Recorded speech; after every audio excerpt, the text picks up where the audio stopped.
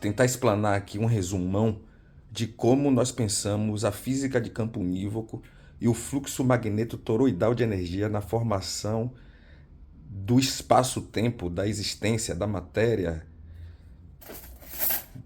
do micro ao macro. Então, meus irmãos, para começar a exposição, a gente tem que começar com a causa eficiente de todo esse fluxo de energia.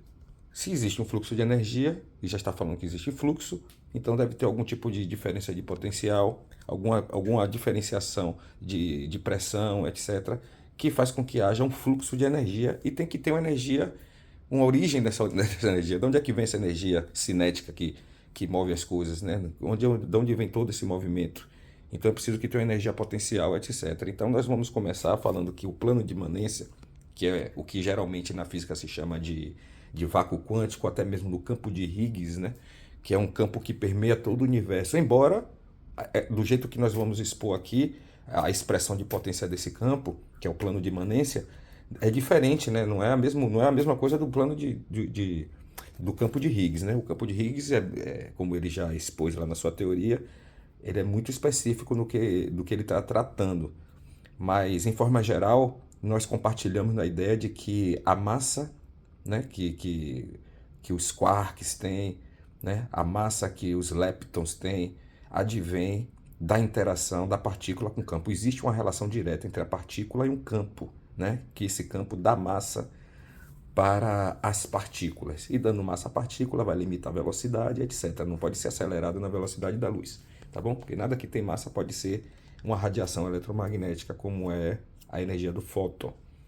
Então vamos lá, meus irmãos. Aqui nós temos um plano de imanência. Vamos considerar esse plano de imanência como uma energia potencial, tá bom? Então aqui vai ser uma energia potencial virtual, tá bom? Essa energia potencial virtual, ela se expressa como a força em movimento, veja só, um torus, e a formação de um hiperboloide de revolução, que é uma aceleração centrípeta. Então essa força em movimento, como expressão de potência do plano de imanência, ou seja, a expressão do plano de imanência como a passagem da energia potencial para uma energia cinética, sendo que essa energia cinética é expressa como a força em movimento, formando um fluxo geométrico toroidal, que é o torus, e também uma geometria de fluxo, né, chamada hiperboloide de revolução. O hiperboloide de revolução é o que vai fazer essa formação bipolar, tá bom? Então aqui você vai ter o torus e o hiperboloide de revolução. Isso quer dizer que a expressão do plano de imanência, a expressão de potência dessa energia potencial e a passagem dela para energia cinética se dá através de um fluxo de campo conjugado. Esse fluxo de campo conjugado nós vamos chamar de toroide, porque é a junção do torus com o hiperboloide de revolução. Até aí é fácil de entender, né? Essa energia potencial, por sua vez, esse plano de imanência, possui qualidades. Ele não é um nada. Ele é uma potência virtual, enquanto que aqui é uma atualização dessa potência, um atual. Então, ser virtual, porque ele não é uma coisa como nós conhecemos na sua mensurabilidade material, tridimensional e tudo mais, uma energia potencial imanente a todas as coisas, ela é consubstancial a tudo que existe, porque tudo que existe acaba sendo expressão dessa potência, porque é essa potência que vai produzir as forças primárias, né, da natureza, né? Aqui que você vai ter eletromagnetismo, força nuclear fraca, forte, spin, etc. Formação de radiação, formação de partícula, vai depender do fluxo de energia. Então essa energia potencial se expressa como uma forma conjugada de dois fluxos de campo que formam o toroide, tá bom? Então aqui nós temos o fluxo magnético, tá bom? Essa expressão nós chamamos de que é a força em movimento, ou a expressão cinética, a reciprocação de energia se dá pela passagem da energia potencial, expressa como força em movimento ou energia cinética, que é o que nós chamamos de fluxo de campo magnético, conjugado, por sua vez, pelo hiperboloide de revolução, que é uma aceleração centrípeta. Então aqui você tem uma força divergente ao plano, tá bom? Uma força divergente centrífuga em movimento, que é o magnetismo. Aqui você tem uma aceleração convergente centrípeta que converge para a energia potencial, tá bom? No caso aqui, essa energia potencial, por possuir qualidades, vai reciprocar essa tensão. Então, quando a energia ela é acelerada, como voltando, né, para a energia potencial de onde ela foi descarregada, então nós vamos chamar isso aqui no centro, né, dessa conjunção de dois fluxos, de ponto de reciprocação. Entendendo que o ponto de reciprocação é exatamente essa energia potencial. Porque não existe essa energia potencial assim, ó. Isso aqui é chamada zero, amplitude zero.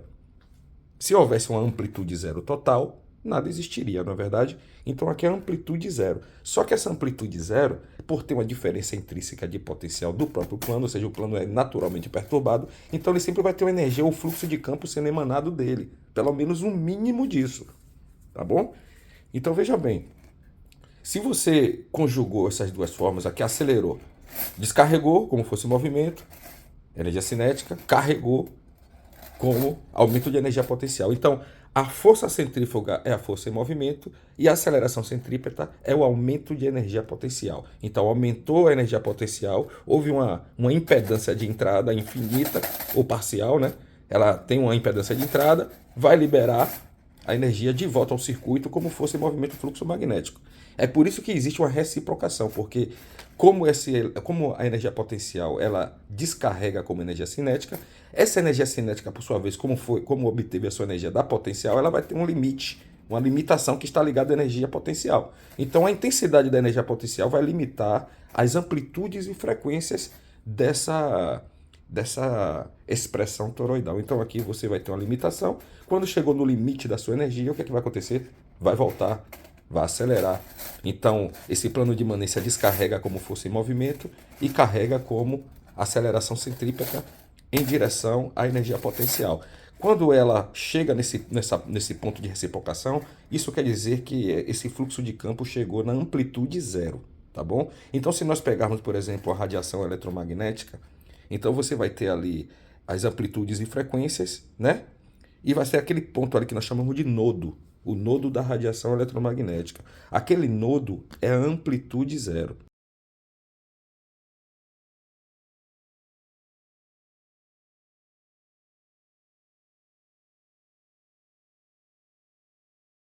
Quando o fluxo de, quando o fluxo de descarga da força em movimento, da energia potencial, está no máximo, a, a aceleração está no mínimo.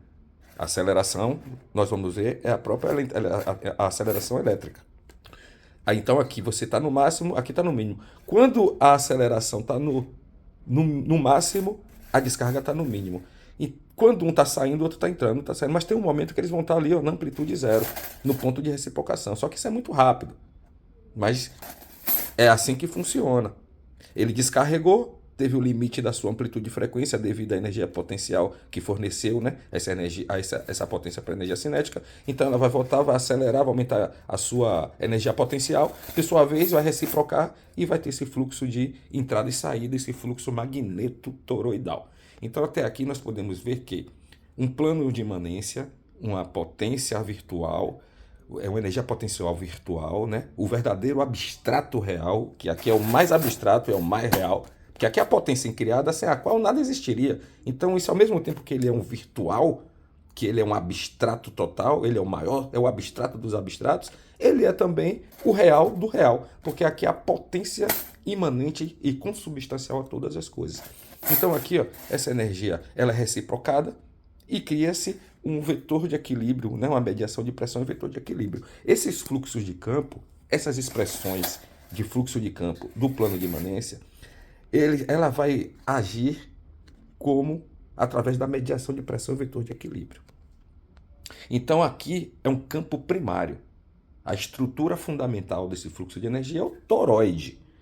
É um campo primário onde a mediação de pressão, o vetor de equilíbrio, vai produzir uma estrutura coesa, eficiente para transportar, transmitir e, acima de tudo, armazenar energias. Pô, se não tivesse armazenamento de energia no núcleo, não existiria, por exemplo, fóton, não existiria próton, não existiria quarks, nada disso. Entendeu? E se não houvesse a reciprocação de energia, não existiria o fluxo eletromagnético de campo e, por sua vez, também não existiria o elétron. Tá bom? Então vamos ver isso com calma. Então aqui nós temos o plano de imanência como puro potencial virtual que expressa a sua potência através da reciprocação entre energia potencial e energia cinética. Veja essa interação de campo magnético. Ó, aqui você tem um polo norte de um ímã, aqui o polo sul de outro ímã e aqui um gradiente de pressão nula, né, na reciprocação. Então eles estão acelerando e vão compor esses dois vórtices, né? Eles vão interagir para compor um único vórtice a partir desse ponto de reciprocação. Então aqui você tem o que? O vácuo quântico, o plano de imanência. E aqui a reciprocação das linhas, dos campos de força. Tá vendo? Aqui é as correntes de indutância, aqui é a força em movimento divergente centrífuga, né? Aqui é o ponto de reciprocação, aqui ele está reciprocando. Aqui é o polo norte de um ímã, aqui é o polo sul de outro ímã. Né? Aqui é um gradiente de pressão nula, então eles vão acelerando para esse ponto e aí depois todos esses fluxos vão se combinar, né, para formar um único fluxo. Então os dois ímãs vão se juntar, polo norte e polo sul, e vão formar um único campo magnético. Então tá aqui, ó, a reciprocação de energia, né, do fluxo magnetotoroidal. Essa parte escura é o plano de imanência. Essa parte escura é o vácuo quântico, emanando a sua reciprocação de energia, né? Força centrífuga, centrípetas em torno de um ponto de reciprocação. Aqui nós temos o polo norte de um ímã, né? Que o sul deve estar para lá, e aqui é outro ímã, né? Não é o mesmo ímã. Isso aqui é uma imagem de linhas de campo com luz, etc., ferrocélula, com dois ímãs, né? Aproximando o polo norte do polo sul. Você vê que o polo... Como é que você sabe que aqui é o polo norte? Porque tem um desvio para o vermelho. Essa estrutura fundamental, ou elementar, esse campo primário elementar, que é o toroide, ele, por sua vez, vai criar subestruturas magnéticas no estrangulamento do seu toroide.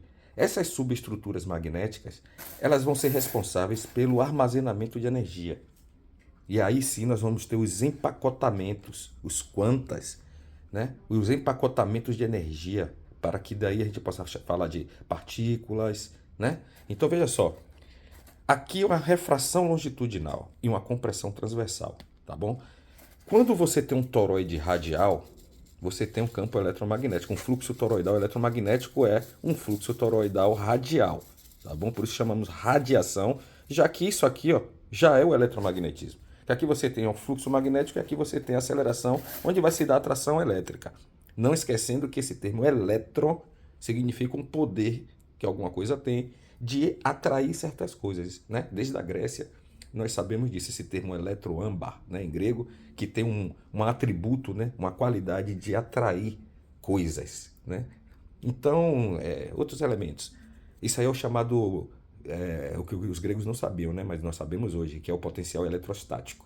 Então, essa força eletrostática, né, que é o poder de atração, é exercida pelo âmbar. E aí a gente acabou chamando de elétron esse poder de atrair. Embora a gente fale de partícula de elétron, quando nós falamos de elétron, nós estamos falando do poder de atração eletrostática. Então a atração vai se dar por causa da aceleração convergente, a aceleração centrípeta. Já que aqui você vai ter uma descarga, né? Isso aqui na descarga elétrica nós chamamos de amperagem, né? E aqui a tensão, a voltagem. Amperagem e voltagem, mas isso na descarga elétrica, né? Aqui nós estamos falando de energias mais sutis, mais elementares. Essa formação do toroide, então, ela vai ter a sua distribuição, a sua taxa de indução, né, de perturbação do campo. Isso aqui é uma perturbação de campo. Nós estamos falando de um plano de imanência, de um vácuo quântico. Esse vácuo quântico, meus amigos, possui qualidades.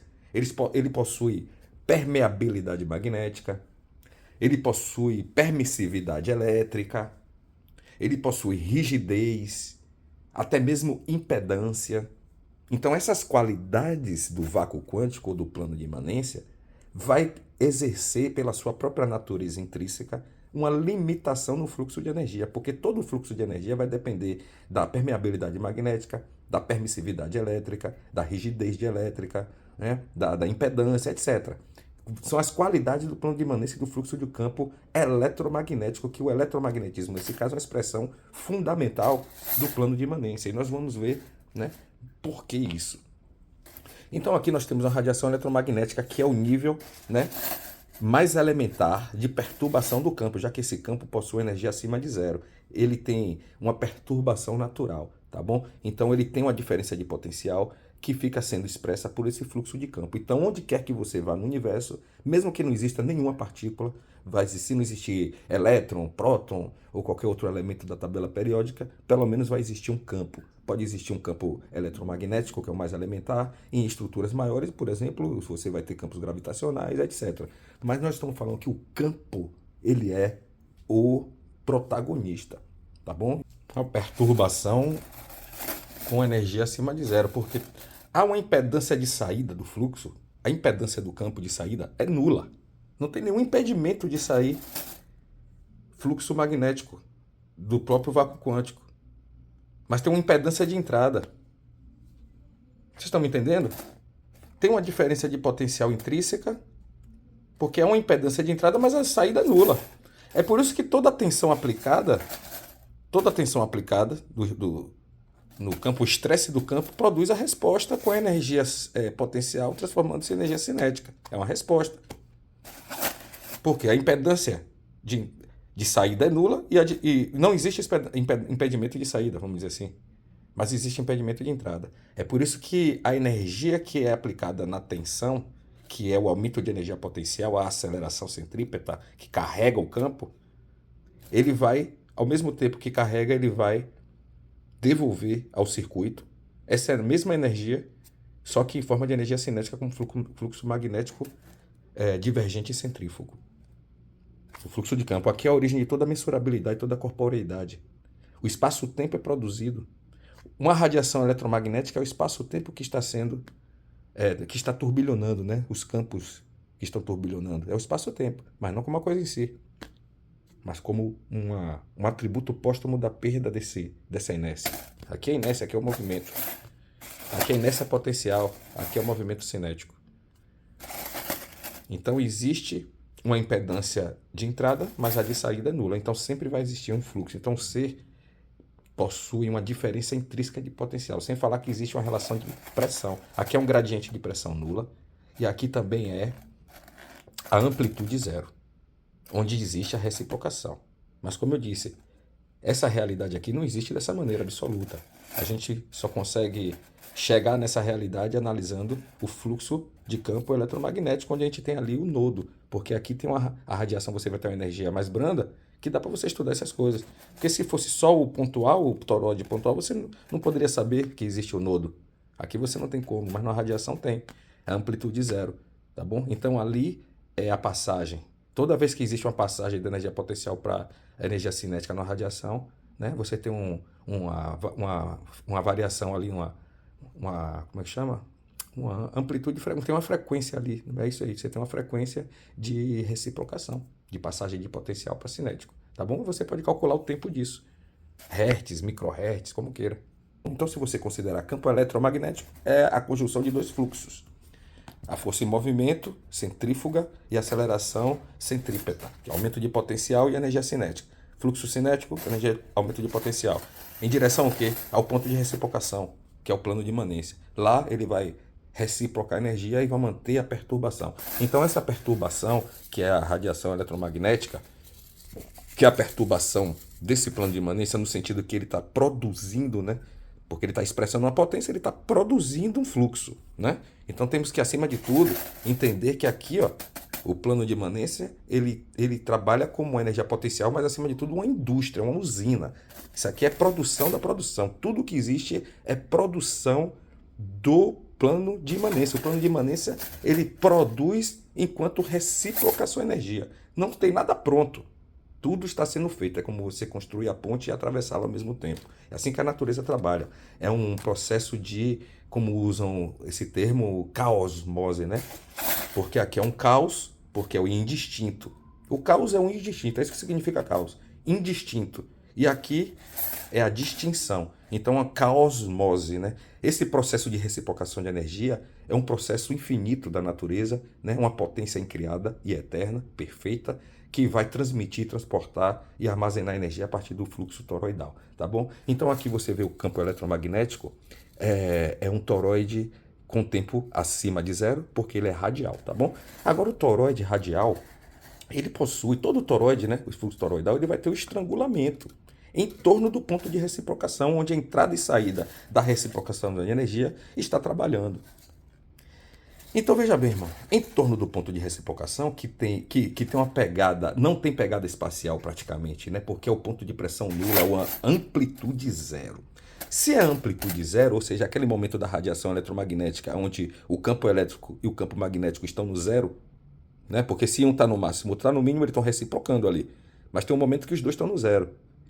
Quantas vezes um elemento recíproca, uma onda recíproca entre campo eletromagnético, nodo, campo elétrico, nodo, aí vai reciprocando, quantas vezes faz isso por segundo ou por um tempo determinado, nós damos uma medida específica, pode ser hertz, microhertz, né? Porque ali é quantas vezes há uma reciprocação de energia por segundo, por microsegundo, por nanômetro. Então você vai poder fazer, usando o ponto de reciprocação ou nodo como um referencial, nós podemos saber o tempo, né, da reciprocação de energia ou do fluxo das amplitudes e frequências de uma radiação ou de uma perturbação de campo. Então aqui ele se expressou como toroide, e o toroide tem um estrangulamento, porque aqui é a entrada e saída, o ponto de reciprocação. Esse ponto de reciprocação aqui ele está descarregando e está carregando. Descarregando e carregando. Então vai haver um estrangulamento desse fluxo de campo, porque ele é muito rápido. E essas energias estão se entrelaçando, saindo e entrando. E vocês sabem que eles se entrelaçam também porque a descarga ela é sinoidal, é isso? Ela é meio que um S, não descarrega em linha reta.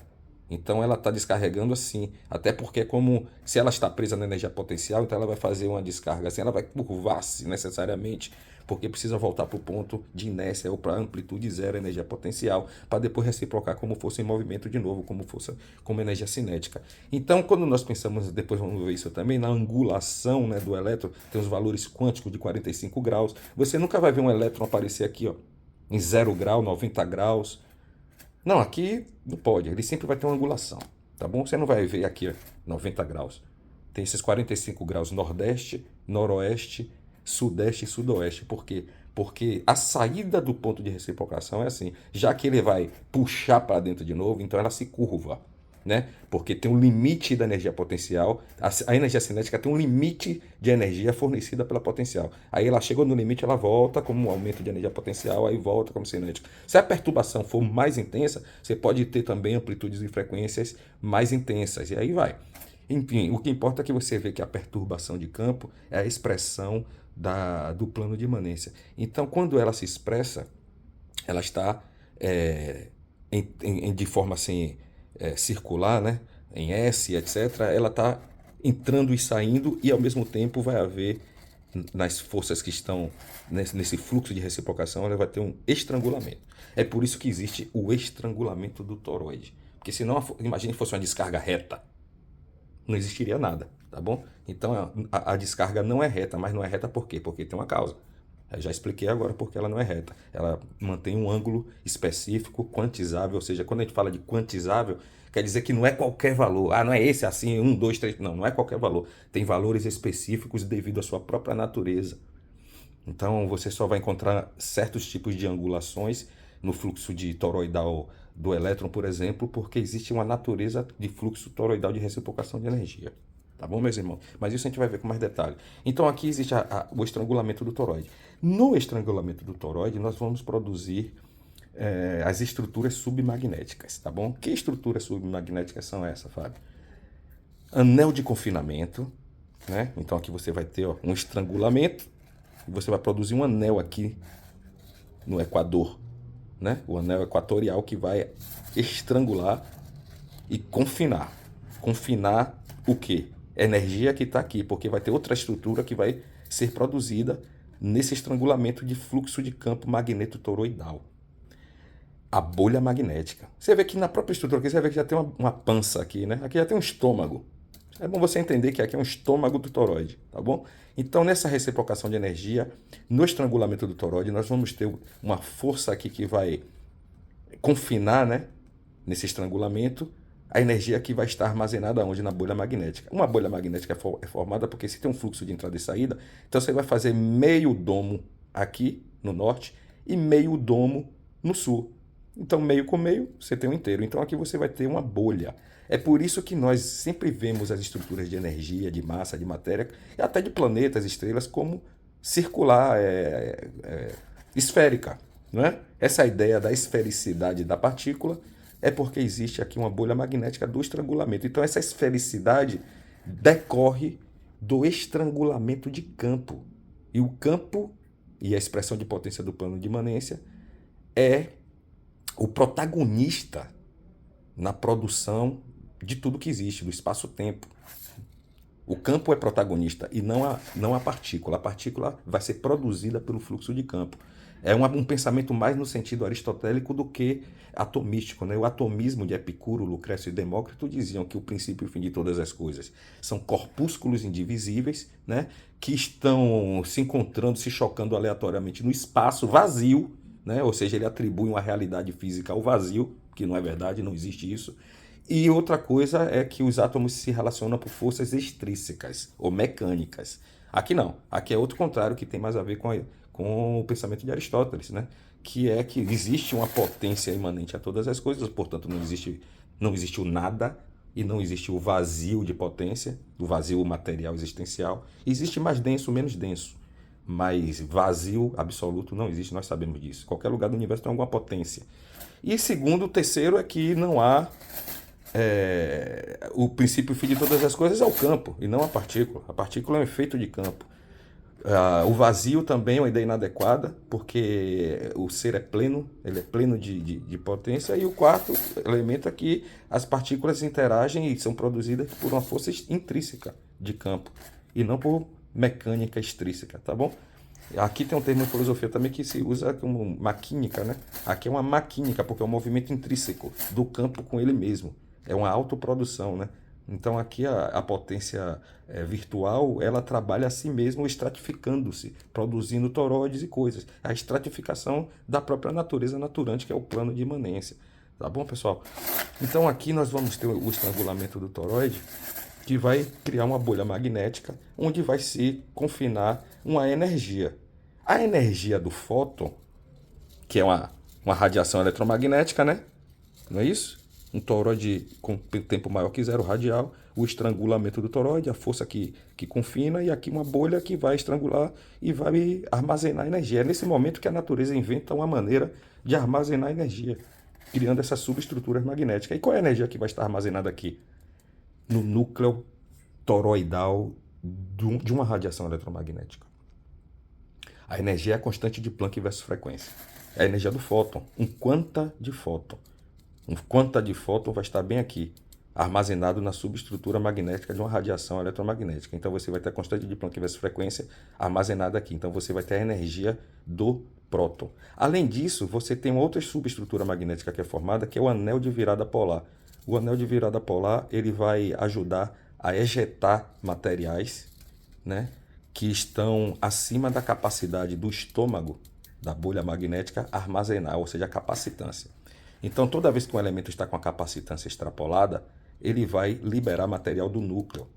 Então, esse material vai ser impulsionado, né, porque ele vai ser ejetado pelos polos, vai ser ejetado do núcleo, através dos polos, e impulsionado por uma força que decorre do anel de virada polar. Porque se você virou a polaridade, então você vai ter um impulsionamento. Já que nós temos aqui a bolha magnética, e na bolha magnética você tem uma divisão aqui entre a parte sul e a parte norte, então muito material que está armazenado com a polaridade para sul, ele vai ser comprimido, ele vai ter que passar por pressão. Lembrando que mediação de pressão, vetor de equilíbrio, é assim que esse campo age. Então ele vai estrangular, vai extrapolar sua capacitância e vai ultrapassar esse anel de confinamento, ou esse anel de virada polar. Passou o anel, ele muda de polaridade. Mudou de polaridade, mudou de fluxo de campo. Porque uma polaridade o campo está entrando, outra polaridade ele está saindo. Então aqui, ó, ele sofre uma ejeção, tá bom?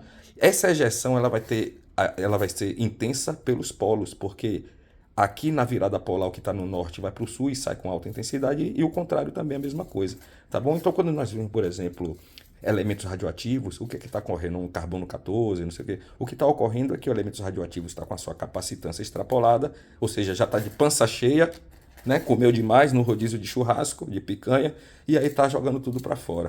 Então aqui você vai ter, nessas subestruturas magnéticas, a condição hiper necessária para que tudo exista, para que exista uma partícula. Sem essas subestruturas magnéticas, a natureza não poderia gerar partículas, né?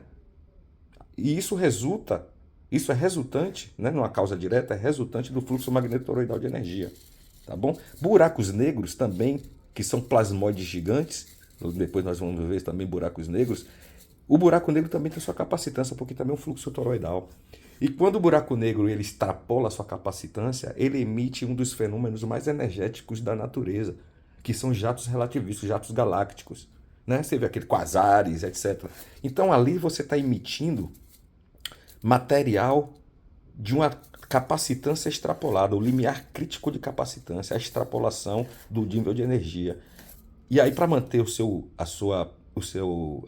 vetor de equilíbrio através de mediação de pressão, o campo que está ali no buraco negro ele vai fazer a mesma coisa com a radiação de um elemento. Através desses campos, ele vai ejetar material. Então, você vai ter uma polaridade, você vai ter um material ejetado, outra polaridade, você vai ter outro material ejetado, né? E nós sabemos que buracos negros são recicladores de matéria.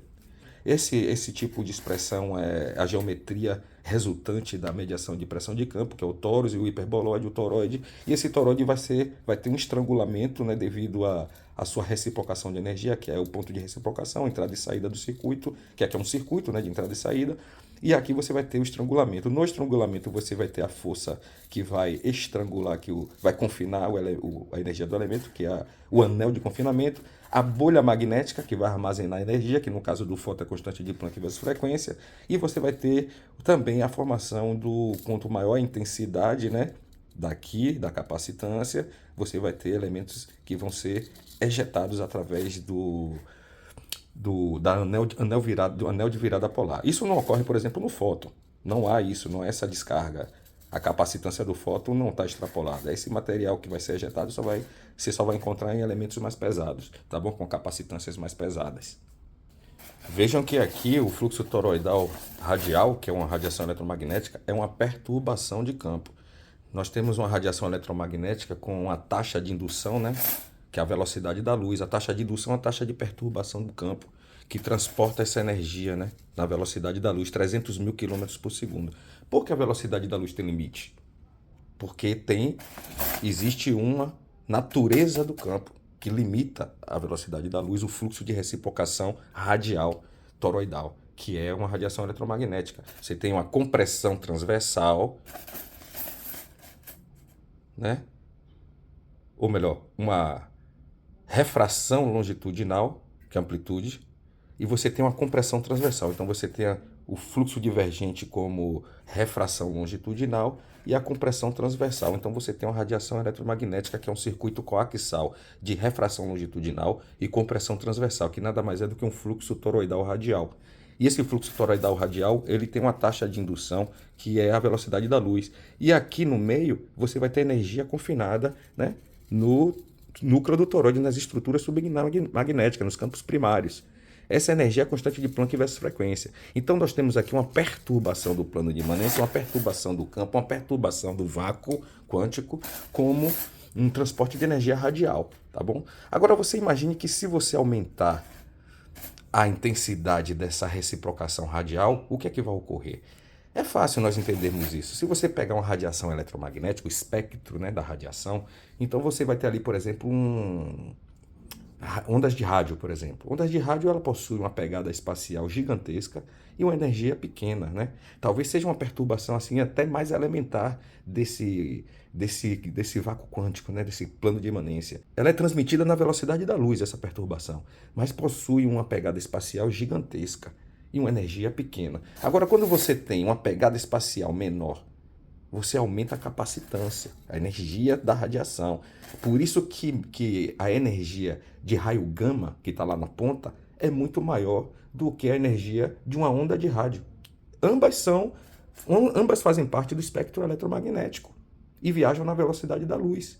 essa perturbação de campo, essa taxa de indução de perturbação do plano de imanência, que é a velocidade da luz. A velocidade da luz tem limite, sabe por quê? Porque tem a natureza, né, o plano possui permeabilidade magnética, permissividade elétrica, resistência, rigidez, enfim, todos esses detalhes, essas naturezas que nós já falamos, fazem com que haja uma limitação na intensidade, né, da reciprocação. É o que nós chamamos de velocidade da luz, tá bom? E a formação de radiações mais intensas vai fazer com que a pegada espacial diminua e aumente a sua energia.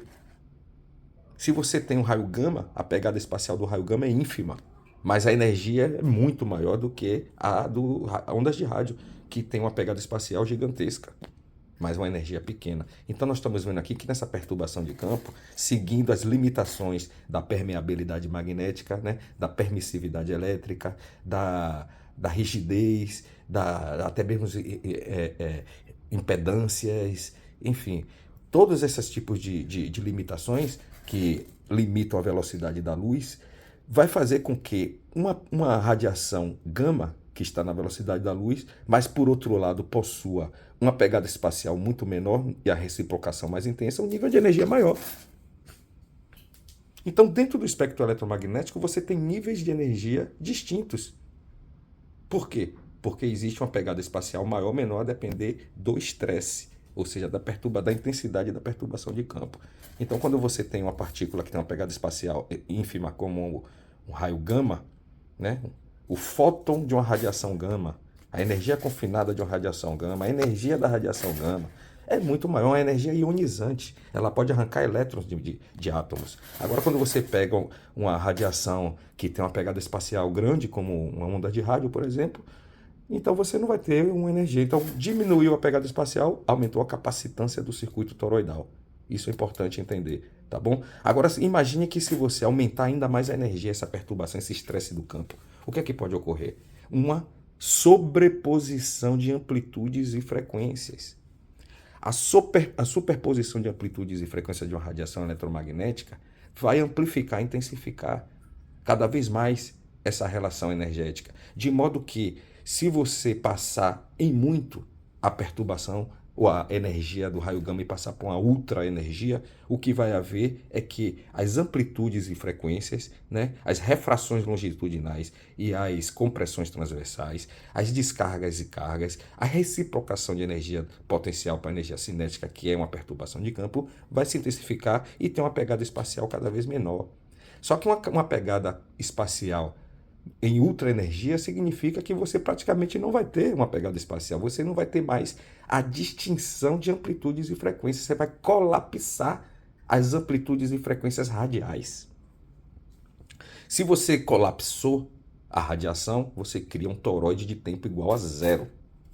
Um toroide de tempo igual a zero corresponde à formação, né, de partículas que possuem carga e massa. Embora o fóton tenha spin, o fóton não tem nem carga nem massa. Porque o fóton não é uma partícula pontual, como é, por exemplo, um próton. Então, se nós formos ver a hierarquia, mais ou menos assim, a hierarquia energética, então nós temos a radiação eletromagnética com as ondas de rádio, que tem uma pegada espacial gigantesca, pequena energia, baixa energia.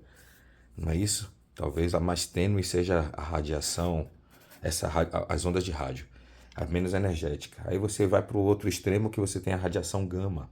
Então ali parece que você já está no limiar entre a radiação, ou melhor, o toroide com tempo maior que zero, o toroide radial, e o toroide pontual, o toroide com tempo igual a zero. Quer dizer, se você diminuir a pegada espacial, aumentar o nível de energia, né? A reciprocação de energia ficar com as amplitudes de frequência sobrepostas, indiscerníveis. Então você vai ter uma energia maior, ali você vai começar a produzir as condições, né, energéticas para ter uma estabilidade de um toroide, de uma unidade mínima de composição, como um toroide pontual. Então ali você vai, se nós considerarmos assim, temos pela hierarquia do modelo padrão, neutrino, elétron, aí depois vem os quarks, né? Quark-Zap, Dow, depois vem a segunda geração, enfim.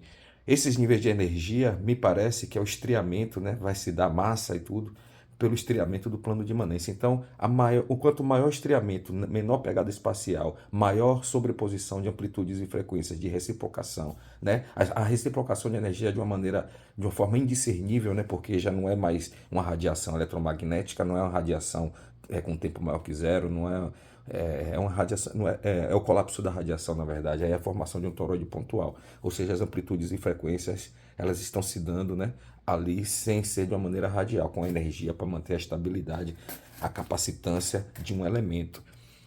Então você pega, por exemplo, o fluxo do elétron, que é bem leve. Se você pega um elemento como o hidrogênio, né, que já é um átomo completo, aí você tem um equilíbrio eletrostático. Então toda aquela energia, né, se você for pegar um toroide radial, for aumentando a energia até ele virar um ponto, né, é como se você pegasse o som. Quando nós ouvimos um som, um estouro, de vez, parece um ponto, não é isso? Mas na verdade é um acúmulo de onda sonora, né? As amplitudes e frequências vão entrar numa interferência construtiva, ou vão criar harmônicos, qualquer coisa assim, né? E aí vai aparecer parecendo um ponto, porque ali são várias frequências em uma só. Então as amplitudes e frequências vão potencializar. Então é isso, quando você houve um estouro, né? É como uma frequência, é como se fosse uma frequência só, né? Todas unidas em uma só. A mesma coisa acontece com a formação da partícula do toroide pontual e a formação, né, desse atributo massa que nós conhecemos. Então a massa começa a aparecer ali naquela fronteira do raio gama, de energia do raio gama para cima, né? Do estriamento e não só da energia, mas a, a estabilidade dessa energia. É o que mais importa. É que é uma energia toroidal que seja mais estável para que possa existir para produzir as coisas, né? Então você pega uma energia de uma unidade mínima de composição, que é o hidrogênio, então ali você tem uma estabilidade eletrostática, que é a possibilidade da formação de toda a tabela periódica, né? De todos os elementos. Você tem níveis de energia menores ou maiores até chegar no núcleo atômico na formação de uma partícula como o hidrogênio, que é super energético, né? A massa desse elemento vai ganhando-se massa porque o toroide transforma-se em toroide pontual. Um toroide pontual, por sua vez, vai produzir o que nós chamamos de massa de repouso. A massa de repouso advém do colapso da radiação, porque um fóton não tem massa de repouso. É por isso que ele alcança a velocidade da luz, ele está no fluxo magnetotoroidal eletromagnético de uma radiação eletromagnética. Então, se você acelerar um próton, por exemplo, ele vai ficar ultra energético. Não é isso? Mas vai ter mais resistência e mais massa. E, por sua vez, vai precisar de mais energia para ser acelerado, de maneira que não rola. Massas, toroides pontuais que possuem massa de repouso não alcançam a velocidade da luz. Por quê? Porque a natureza do campo, que tem permeabilidade, permissividade, quer dizer, os mesmos limites que a natureza naturante, o plano de imanência, o vácuo quântico impôs à velocidade da luz, vai impor também a um toroide pontual. Ou seja, o toroide pontual não vai poder alcançar a velocidade de um fóton, por mais que ele seja leve, como um elétron ou como um tal. Por exemplo, um elétron, né, que é um lepton. Então, os leptons e os quarks têm 3 gerações: a primeira, a segunda e a terceira. A terceira geração é a mais energética. Então, se você pegar a primeira geração, é o que é elétron, a segunda é o muon, né? E a terceira é o tau. Acho que é isso. Então, se você pegar o tau, que é o último mais energético, ele vai possuir uma massa maior em electrovolts e, por sua vez, não vai alcançar velocidades que um elétron alcança, e muito menos a velocidade da luz. Um tau, que é um lepton, ou seja, leve, uma energia discreta, não consegue alcançar a velocidade da luz. Então você tem energias em electrovolts já no fluxo de eletromagnético, é o fluxo mais discreto do toroide radial. Agora, quando você tem a sobreposição de amplitudes de frequência e intensificação, a pegada espacial praticamente fica inexistente e você produz um toroide pontual, então você pode produzir um elemento com mais energia e mais massa. Aí você começa a produzir o material que vai produzir todos os elementos da tabela periódica. Um átomo de hidrogênio, né? Você vai ter um elétron, o próton, nós vamos ver isso daqui a pouco, o confinamento de energia, que vai ser a formação de um próton, né? Um elemento mais básico. Então decorre disso daí que nós vemos que o fóton não tem massa. O fóton tem energia, mas não tem massa. Por quê? Porque não tem energia de repouso. A energia de repouso só existe em toroides pontuais. Por isso que se diz que numa radiação eletromagnética, embora tenha energias discretas em electrovolts, né? Porque existe um fluxo magnetotoroidal que interfere nisso. Isso não quer dizer que um fóton possua massa. Não existe massa, existe energia, existe momento, existe spin, né? Porque aquela energia está ali com momento e tudo mais, porque é uma expressão de confinamento, produção do fluxo toroidal, estrangulamento, etc. Você tem energia, mas não tem massa. Quando a gente for falar de massa de um fluxo toroidal, nós estamos falando de toroide pontual, né? Como eu expliquei, que foi formado pelo colapso de uma radiação a partir de uma perturbação ultraenergética.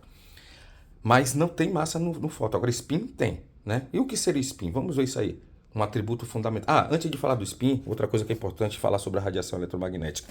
Quando nós falamos que a radiação eletromagnética é uma perturbação desse plano de imanência, nós estamos falando ao mesmo tempo, né, que a radiação eletromagnética é uma perturbação do meio que nós chamamos de plano de imanência. Mas você sabe que uma radiação eletromagnética não precisa de um meio para se propagar. Então, como é que fica essa questão aí? Peraí, não existe. A radiação se propaga no vácuo, não precisa de um meio. E por que eu estou falando que é uma perturbação de um meio? Porque veja só a diferença, eu estou falando de uma perturbação como produção do próprio meio, ou até mesmo do espaço-tempo, de toda a magnitude, de toda a mensurabilidade, de toda a corporeidade no mundo material existencial como nós conhecemos. Porque é a partir dos campos que as coisas vão ser produzidas.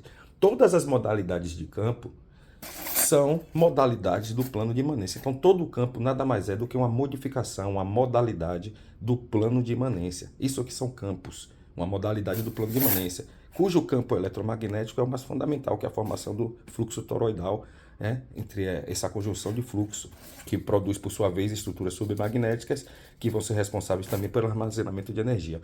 O spin, que é o vetor momento angular intrínseco, ele já está aqui na nossa cara. A formação do hiperboloide de revolução produz o spin na formação do toroide. Aqui você já vê o movimento do spin. Agora, ele é um movimento intrínseco, né? Na descarga e na carga, ou seja, na reciprocação de energia potencial para a cinética, você forma esse fluxo que por sua vez vai formar essa geometria e que vai criar o vetor momento angular intrínseco do spin. Então, quando a gente fala do giro do spin, não é o giro de uma matéria, uma partícula com massa girando extrinsecamente. Isso é impossível. Por quê? Porque a força centrífuga espedaçaria, seja lá o que for, tá bom? Então é preciso que haja um movimento intrínseco. Então, quando nós falamos de spin, que é muito complicado falar de spin. Não, não é complicado. É simples. O spin é a formação do vórtice. A vorticidade do fluxo de energia forma, por sua vez, o spin. Lembre-se que nós estamos falando de coisas praticamente invisíveis. A pegada espacial disso daí é irrisória, né? Quando nós formos falar do tamanho de um átomo, imagina, é uma coisa praticamente nem existe, uma formação muito elementar do que nós chamamos de espaço-tempo. É muito primordial, né, para produzir toda essa potência que nós conhecemos, que é a natureza, a vida, né, o universo. Mas é uma coisa muito, praticamente com a pegada espacial, a menor do que você possa imaginar, desde a formação de um raio gama, que tem uma ultra energia na radiação, tá bom? Então aqui nós estamos vendo formar um fluxo de... Isso aqui é um fluido. Veja que esse aqui tem que pensar não como... Não é um cálculo, como uma rocha, uma pedra. O cálculo é que é um corpúsculo, é um cálculo, né? Uma pedra. Isso aqui é um fluido. Então a dinâmica de fluido é que vai reger isso daí. Mediação de pressão, vetor de equilíbrio, né? Vorticidade. Isso que vai reger toda essa interação de fluxo de campo. E essas interações, a força em movimento, que é o fluxo magnético, é a força fundamental. Essa é a força. Aqui é o contrário da força, ou seja, uma aceleração. A força é como... A força é a descarga da energia potencial, a aceleração é a carga da energia potencial. Então é o contrário da força, tá bom? Então você tem essa conjunção toroidal. Então o spin, o momento angular, já é aqui, ó. Aqui você está pensando em um giro intenso de algo muito fluido, hiperfluido, né? Que é a força em movimento, formando esse campo eletromagnético toroidal, um eletrostático, não uma unidade eletrostática. E aqui você vai ter a formação do spin. Como você vai ter a reciprocação de energia de entrada e saída, você tem o polo norte e o polo sul. Tá bom? Então aqui você tem o ângulo, né? Os valores de graus de inclinação, que nós temos os valores quânticos, que não pode ser qualquer um. Tem a angulação, você tem o spin, você tem que mais um momento magnético, né? Norte e sul. Então quando se fala que o spin up, spin down, é porque ele pode estar assim, com o sul apontado para lá, ou o norte. Se ele passar no campo magnético, que não é uniforme, ele vai declinar. Se ele tiver com o fluxo centrífugo apontado para lá, ele vai para o sul. Se ele tiver com o fluxo centrípeto, ele vai para o norte. Tá bom? Aí você vai ter spin up e spin down. Além disso, você tem o que nós chamamos de spin inteiro e spin semi-inteiro. Que diabo é isso? Spin 1 para os bósons e spin meio para os férmions. Primeiro vamos fazer logo uma distinção entre férmions e bósons, tá bom? O que são os férmions? Os férmions são os materiais de construção de todas as coisas. É praticamente a matéria, né? Como nós conhecemos. Então os férmions você vai ter os quarks, que vai estar no núcleo, a energia confinada no núcleo, dentro do próton, que vai estar aqui encurralado aqui na força nuclear forte, que é o anel de confinamento. E você tem quarks e leptons. Os quarks estão aqui, são mais intensos, tem mais massa, mais energéticos, porque estão sendo produzidos no estrangulamento do toroide. Enquanto que os leptons é o fluxo de campo, é mais leve. Então quando você pega um elétron, por exemplo, é um fluxo leve, porque ele não tem esse estrangulamento como tem aqui no hidrogênio, né? Como você tem um núcleo atômico. Aqui é muito mais intenso.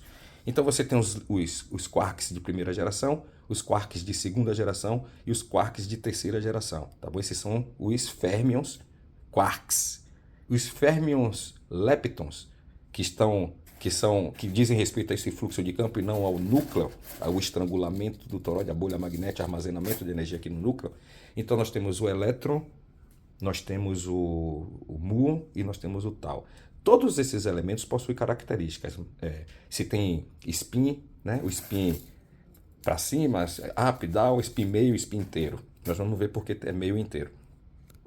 E cada nível de energia desse 1, 2 e 3 são as gerações desses férmions. Então você tem a primeira, segunda e terceira geração de quarks, né? Quark up, quark down, quark charm, stranger e quark, qual é o outro? Top e bottom. São esses 6 aí você tem 6, né? Um positivo, um de carga positiva, outro de carga negativa, né? E aí você tem esses 6 que vão estar, né, no núcleo de nêutrons, de prótons, se ligando e fazendo aqui. Todos esses níveis de energia, que chamamos partículas fundamentais, ou modelo padrão de partículas, eles são catálogos de níveis de energia. Precisamos pensar assim. Assim como o fóton é um nível de energia, esses elementos mais energéticos também, que tem massa e tudo mais, toroides pontuais, eles têm o mesmo princípio, só que é um toroide pontual. Então, o que vai acontecer aqui é que esses níveis de energias eles vão se decorrer do fluxo de campo que está em jogo aqui. Porque se você aumenta a capacitância, o fluxo de campo, a intensidade, aumentou a capacitância, então você aumenta a energia. Então, se você tem um quark up aqui, e a terceira geração quark top, vai haver o que? Um aumento da capacitância, ou seja, a barriga, o estômago vai encher do toroide, né? Porque todos esses elementos são toroidais. Então você vai ter aqui uma extrapolação da capacitância, um aumento da capacitância que vai ser o quark. Qual é o quark top, que é o mais energético, mas ele também vai decair rapidamente quando ele é retirado ou produzido ou catalogado no sensor, num acelerador de partícula, num colisor de hadron, etc. Então veja bem, meus amigos, aqui você tem as energias que vai fazer o núcleo e você tem aqui o elétron. Então, enfim, primeira geração, segunda geração, terceira geração, tem níveis de energias mais intensos, tá bom? Só que esse nível de energias mais intensos, ele decai para o nível de energia mais elementar, que é o primeiro nível. Então, o quark de terceira geração como top, ele vai acabar decaindo para um up, porque a natureza tende a sempre manter a seu vetor de equilíbrio, mediação de pressão e vetor de equilíbrio, para se equilibrar, entendeu? E agora, os quarks, ou melhor, os bósons, eles são elementos que não possuem naturalmente esse nível de massa, embora tenha quarks de calibre da força nuclear fraca que tem eletrovolts, energia em eletrovolts e tal, mas é atribuído ao fato dele ter interagido com o campo de Higgs, que pela física que nós conhecemos aí padrão, o campo de Higgs ele dá massa à partícula. Então, essas partículas que são bósons, que não deveria ter massa, acaba tendo por uma interação com o campo de Higgs, porque está aqui também numa relação no núcleo, onde tem mais intensidade e tudo mais. Mas então, quais são os bósons? Os bósons são fóton. Melhor dizendo, o que são bósons? Os bósons são as partículas que intermediam relação de força. Toda vez que tem uma relação de força da natureza com a matéria, algum bóson vai estar interagindo. Você vai ter algum nível de energia empacotado ali, vamos dizer assim, para facilitar. Então, quando tem, por exemplo, a força eletromagnética, você vai ter o quê? O fóton. O fóton é energia compactada. Então, quando o fóton interage com a matéria, ele acaba transmitindo essa energia. E o contrário também, às vezes a matéria emite fóton. Então, quando, por exemplo, vou pegar outro toroide aqui. Quando, por exemplo, uma refração longitudinal, compressão transversal, uma onda eletromagnética, ela interage com um elemento, e ela vai interagir com o elemento como? Entrando em fase. Não é qualquer tipo de energia que interage com o elemento. As amplitudes e frequências que não têm a mesma intensidade, a mesma energia que tem o elemento que está em relação, vai passar batida, não vai interagir. Para interagir, vai ter que entrar em fase. Então, é tudo a questão, não é questão de choque, é questão de interação. Aqui nós estamos falando de vórtices, tá bom? Então, aqui, ó, vai haver uma interação com a matéria, a matéria vai aumentar o seu nível de energia, não é isso? O toroide, o fluxo, e aí depois, com o aumento de nível de energia, ele vai ter que liberar essa energia extra para poder voltar à sua estabilidade natural. Que a tendência é essa, vetor de equilíbrio. Tá bom? Mediação de pressão. Então veja só, meus irmãos, o fóton ele vai estar interagindo nessa relação, né, entre a matéria e o fluxo e a força eletromagnética. Isso é um bóson. Bóson, por isso, naturalmente, não deveria possuir massa, tá bom? Então você tem o bóson, que é o fóton, você tem o gluon, que é uma energia que está associada à força de estrangulamento do toroide e do anel de confinamento, que é a força nuclear forte. Tá bom? Então, toda vez que há uma interação aqui da força nuclear forte, você pode também aparecer esse elemento aí chamado gluon, né? Que é um bóson de interação da força nuclear forte. Você tem o bóson W e Z, que já vai estar intermediando a força nuclear fraca. A força nuclear fraca é a extrapolação da capacitância, é o limiar crítico de capacitância de um elemento. É assim, barriga encheu, tem que liberar, entendeu? Tem que vomitar esse negócio aí. Esse tipo de radiação, quando você está eliminando o material do núcleo, esse tipo de coisa que chama de que essa partícula bóson WZ vai estar intermediando ou interagindo com essa força aí, que é a força nuclear fraca que está ligada com decaimento radioativo. Né? Então, decaimento beta libera um elétron, o negativo, decaimento beta positivo é um pósitron, uma antipartícula do elétron, a gente vai ver isso também. Por quê? Porque existe a força nuclear fraca. Então, esse bóson é liberado também, quando você tem um decaimento. Né?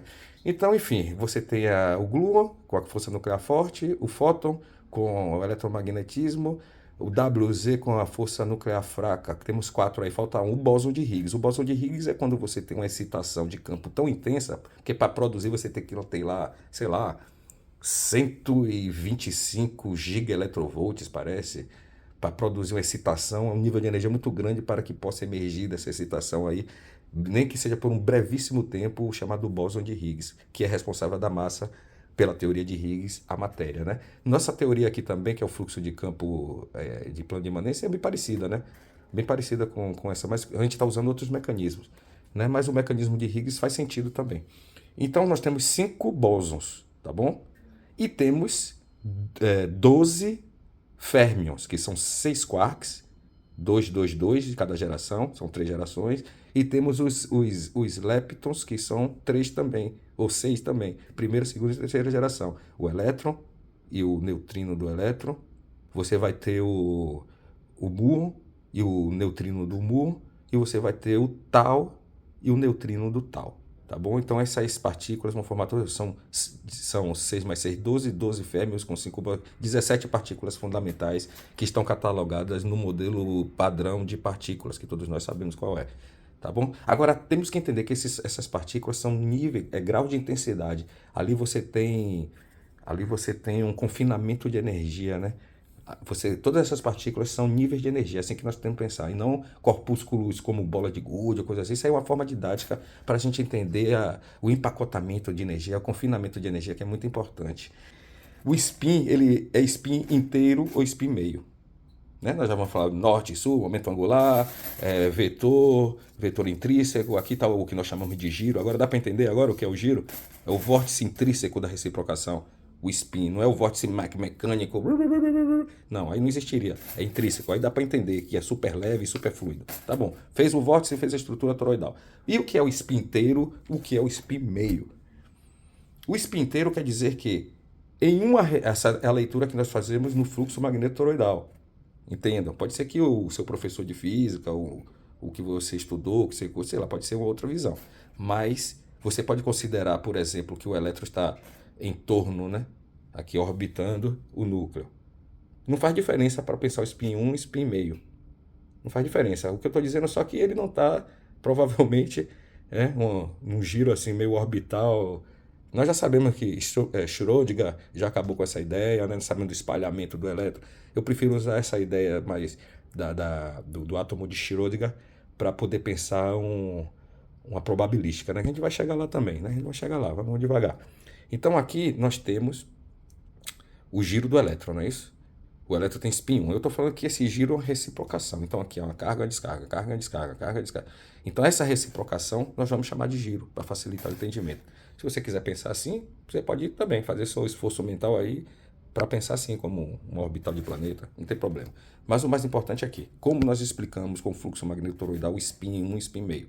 Então, uma vez que ele fez uma reciprocação, é porque eu estou fazendo assim, mas o elétron, ele é pleno aqui, né? Ele não é uma bolinha, uma tirinha como essa. Isso aqui é só uma alegoria, só para demonstrar, né? Para facilitar o entendimento.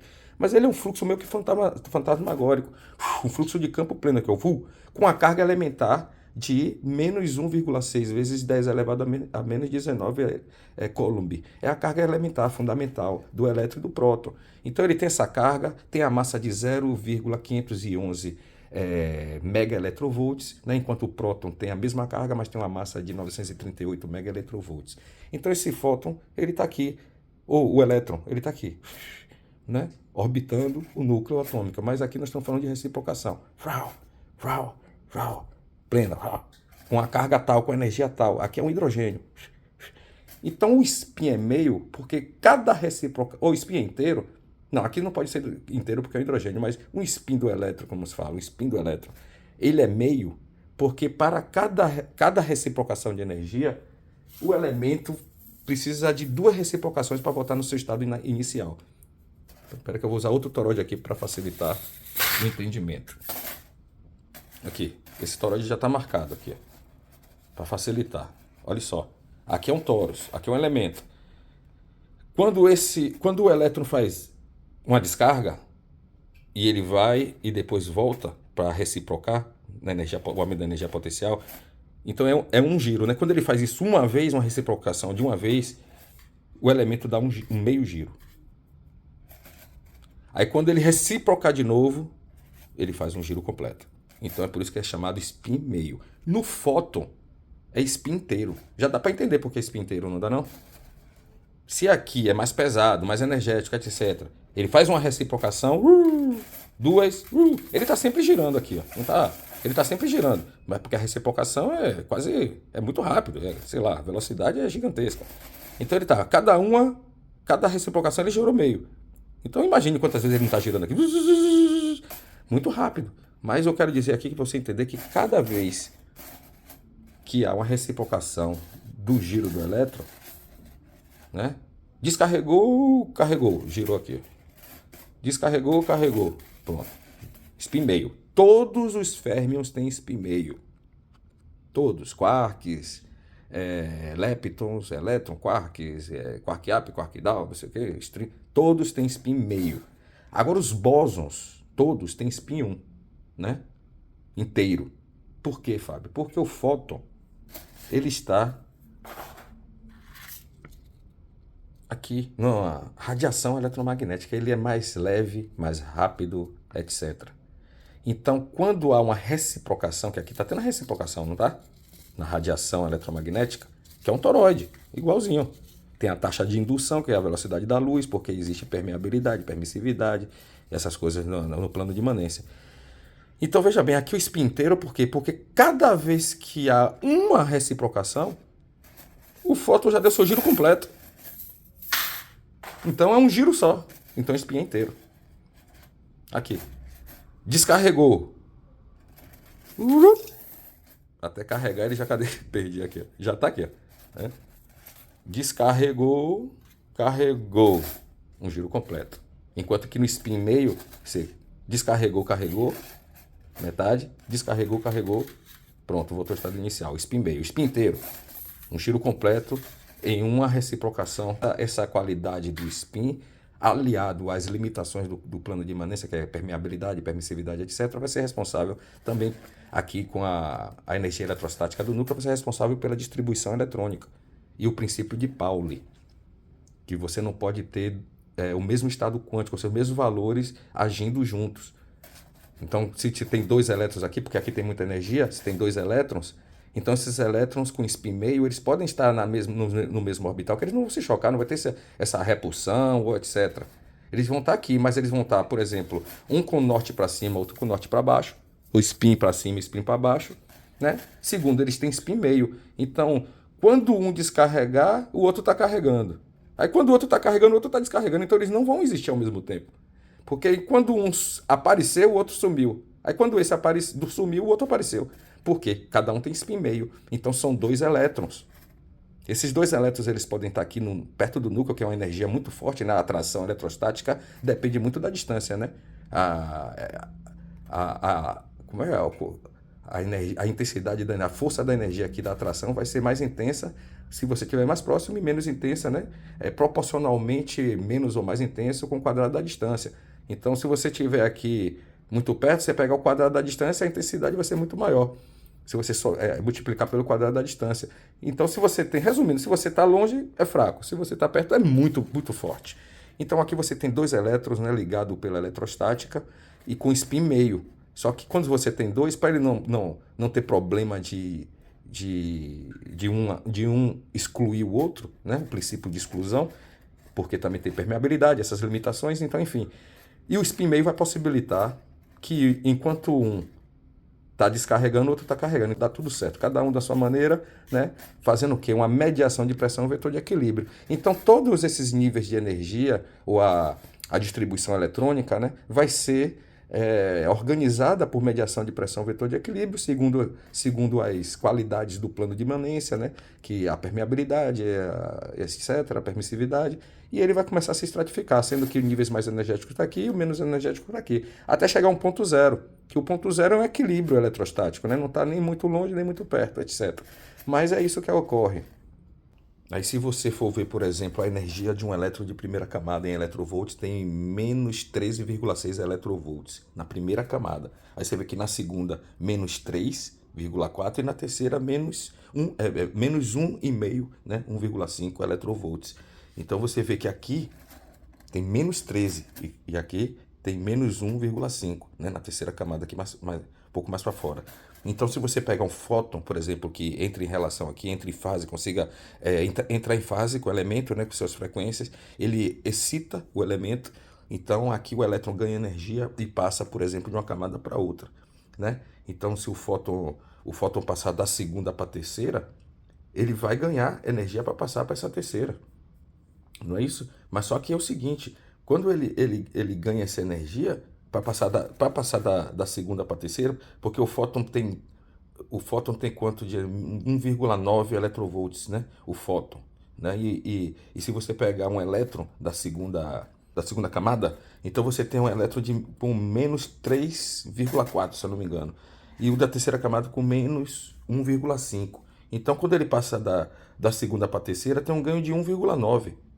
Né? Esse ganho de 1,9 é a energia do fóton que ele absorveu. Então, como ele tende a voltar para o vetor de equilíbrio, quando ele muda seu nível de energia, volta da terceira para a segunda camada, então o que é que acontece? Ele libera uma radiação eletromagnética, que é o fóton. Porque ele absorveu esse valor, ele vai ter que devolver esse valor. Você vê que isso aí é uma interação de perturbação de campo, de níveis de energia. Agora, essas interações só ocorrem quando entra em fase. É preciso ter uma energia, ou seja, quando se fala de energia, fala de amplitudes e frequências equivalentes para entrar em interação. Tá bom, pessoal? Então, se o elétron, por exemplo, solta da quarta camada, que é a quarta órbita, como queira, para a segunda, ele vai emitir uma radiação de 2,55 eletrovolts. Por quê? Porque aí ele estava energizado, né? Ele volta para sua órbita natural, para sua camada natural, e ele emite uma radiação que ele absorveu, que excitou para ele mudar de camada. Então ele volta para lá, liberando. Então ele liberou aquela energia, perde a excitação e ele continua na sua reciprocação ali, naquele nível de energia da sua órbita natural, para manter o equilíbrio eletrostático. Entendeu? Então, assim, se um elétron soltou da segunda para a quarta e liberou essa energia, então ele liberou um comprimento de onda, porque 2,5 eletrovolts significa um comprimento de onda, ou seja, é uma amplitude de frequência, não é isso? Então, comprimento de onda. O comprimento de onda de 2,5 eletrovolts na radiação eletromagnética é o comprimento de onda de uma cor verde. Por exemplo, de 488 nanômetros, né? Nanômetros, 488 nanômetros. É a cor verde. Então, quando um elétron solta da quarta para a segunda camada, ele libera uma radiação eletromagnética, né, com 2,5 eletrovvolts, comprimento de onda de 488 nanômetros, que significa emitir uma luz verde. Entendeu? Então, todo esse tipo de interação, de produção de energia, de elemento, de radiação, toroides pontuais, toroides radiais, partículas, radiação, tudo isso é o estriamento do plano de imanência e o confinamento de energia em subestruturas magnéticas. Tá bom, pessoal? Então, meus amigos, se nós vemos por aqui que o plano de imanência como energia potencial, ela reciproca a sua energia como força em movimento, então nós vemos que aqui tem uma descarga e uma carga. Então, a questão, por exemplo, da carga elétrica, dos sistemas de atração, os mecanismos de atração e de repulsão, tanto magnético como eletrostático, ele vai estar ele tem o seu princípio, né? Quer dizer, essa natureza, esse atributo da natureza tem seu princípio no plano de imanência, na sua carga e descarga, né? Aqui tá descarregando, aqui está carregando. Então você tem um movimento centrípeto, outro centrífugo. É óbvio que se você juntar um movimento centrífugo com um movimento centrípeto, ele vai entrar em uma relação de atração. Aqui nós estamos falando de uma potência muito forte, que é o eletromagnetismo, a atração eletrostática, e a gente está falando ao mesmo tempo de um superfluido, que é o fluxo do campo magnético. Então, o que ocorre é que há uma força em movimento divergente e outra convergente. Então, nós temos uma corrente de indutância, né, e uma corrente de capacitância. Essa corrente de capacitância é porque tá uma corrente que está acelerando para o ponto de reciprocação, onde tem um confinamento de energia, que é a capacitância do circuito. Então, aqui são as correntes de capacitância. Quando uma corrente encontra com outra, tem sentidos contrários, né? Uma está assim, a outra está assim, né? Uma está no sentido, vamos dizer, anti-horário, a outra está no sentido horário. Então, se você tem sentido horário com anti-horário no fluxo, né, tem o gradiente de pressão nula, eles vão interagir e vão fazer a mediação de pressão eletrostática. Esse mesmo princípio que já está aqui, ó, expresso na reciprocação de energia, na descarga e carga do próprio plano de imanência, reciprocando a sua energia a si mesma e também fazendo a sua própria estratificação através do fluxo magnetotoroidal, o plano de imanência é o princípio de tudo. Então, se você tem uma corrente de indutância com a corrente de capacitância, então você vai ter uma relação de carga. A relação de carga elétrica e a relação de atração magnética tem a ver com a interação entre as correntes de capacitância e as correntes de indutância. Ou seja, além da mediação de pressão em vetor de equilíbrio relacionado com gradiente de pressão nula, nós temos também o sentido, né, desse fluxo de reciprocação. Então, se você tem um sentido de fluxo de reciprocação anti-horário, o outro elemento contrário de carga contrária vai ter no sentido horário. Quando eles se encontram, há uma atração.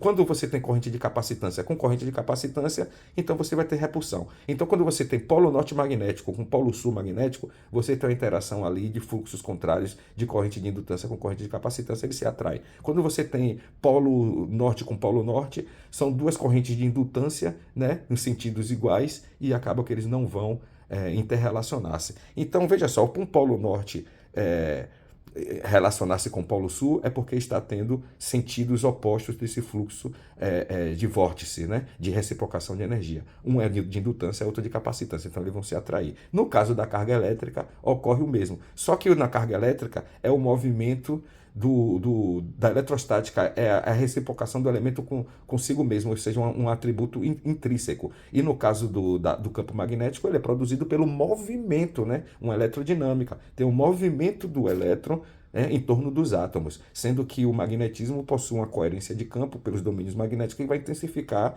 essa força. Por isso que cria um ímã no elemento como o neodímio, né? Mas enfim, o que eu quero dizer é que a fonte de polo norte e polo sul de um ímã não é a mesma fonte da relação eletrostática, que é o próprio elemento reciprocando sem movimento, não é um campo magnético produzido pelo movimento da partícula, que é no caso o ímã. Então você tem o movimento do elétron, que é um campo magnético que vai ser amplificado e vai formar um ímã nos domínios magnéticos, e você tem uma atração eletrostática que está ligado à partícula em repouso. Isso é o movimento intrínseco da partícula, tá bom? Então você tem a atração eletrostática e você tem a atração de campos magnéticos. Cada campo magnético foi produzido pela relação da carga e movimento. Já no campo eletrostático é o movimento intrínseco da reciprocação de energia do próprio elemento. Então vamos ver aqui na prática como é que ocorre, né, esse tipo de atração, repulsão, considerando as correntes de indutância e as correntes de capacitância, que lembrando, tem sentidos opostos na sua reciprocação de energia. Então vamos ver aqui, por exemplo, entre duas partículas carregadas na eletrostática. Vamos pensar que esse elemento está aqui parado, ele tem uma reciprocação de energia, um movimento intrínseco na sua natureza toroidal, e aí vai vir outro. Aqui ele vai estar girando, vamos pensar aqui, da África para a América do Sul. Então ele vai estar nesse sentido, está girando no sentido anti-horário. Vamos dizer que aqui seja o elétron, o negativo. O outro, ele vai estar aqui no sentido, deixa eu ver, contrário, né? Então, aqui no sentido horário. Esse está no sentido anti-horário e esse está no sentido horário, tá bom? É o negativo. Então, você vê que se eles se aproximarem aqui, vai haver aqui já uma conexão, porque esse fluxo vai interagir com esse de forma que se aproxima. Se fosse o contrário, essa linha de força estaria, né, essa tensão aqui estaria descendo, a outra subindo e ia ter uma repulsão aqui na própria lei da natureza do próprio campo, né, do plano de imanência, a permeabilidade, permissividade, aquelas coisas que a gente já viu. Então aqui já havia uma tensão aqui que é repelir. Então ele está vindo no sentido contrário, né? Então eles vão ter uma interação a partir daqui. Se você considerar o polo norte, né? Ele está no sentido contrário. O sul para o norte. O norte está assim, sentido anti-horário, né? E esse daqui está no sentido horário. Então vai haver uma atração.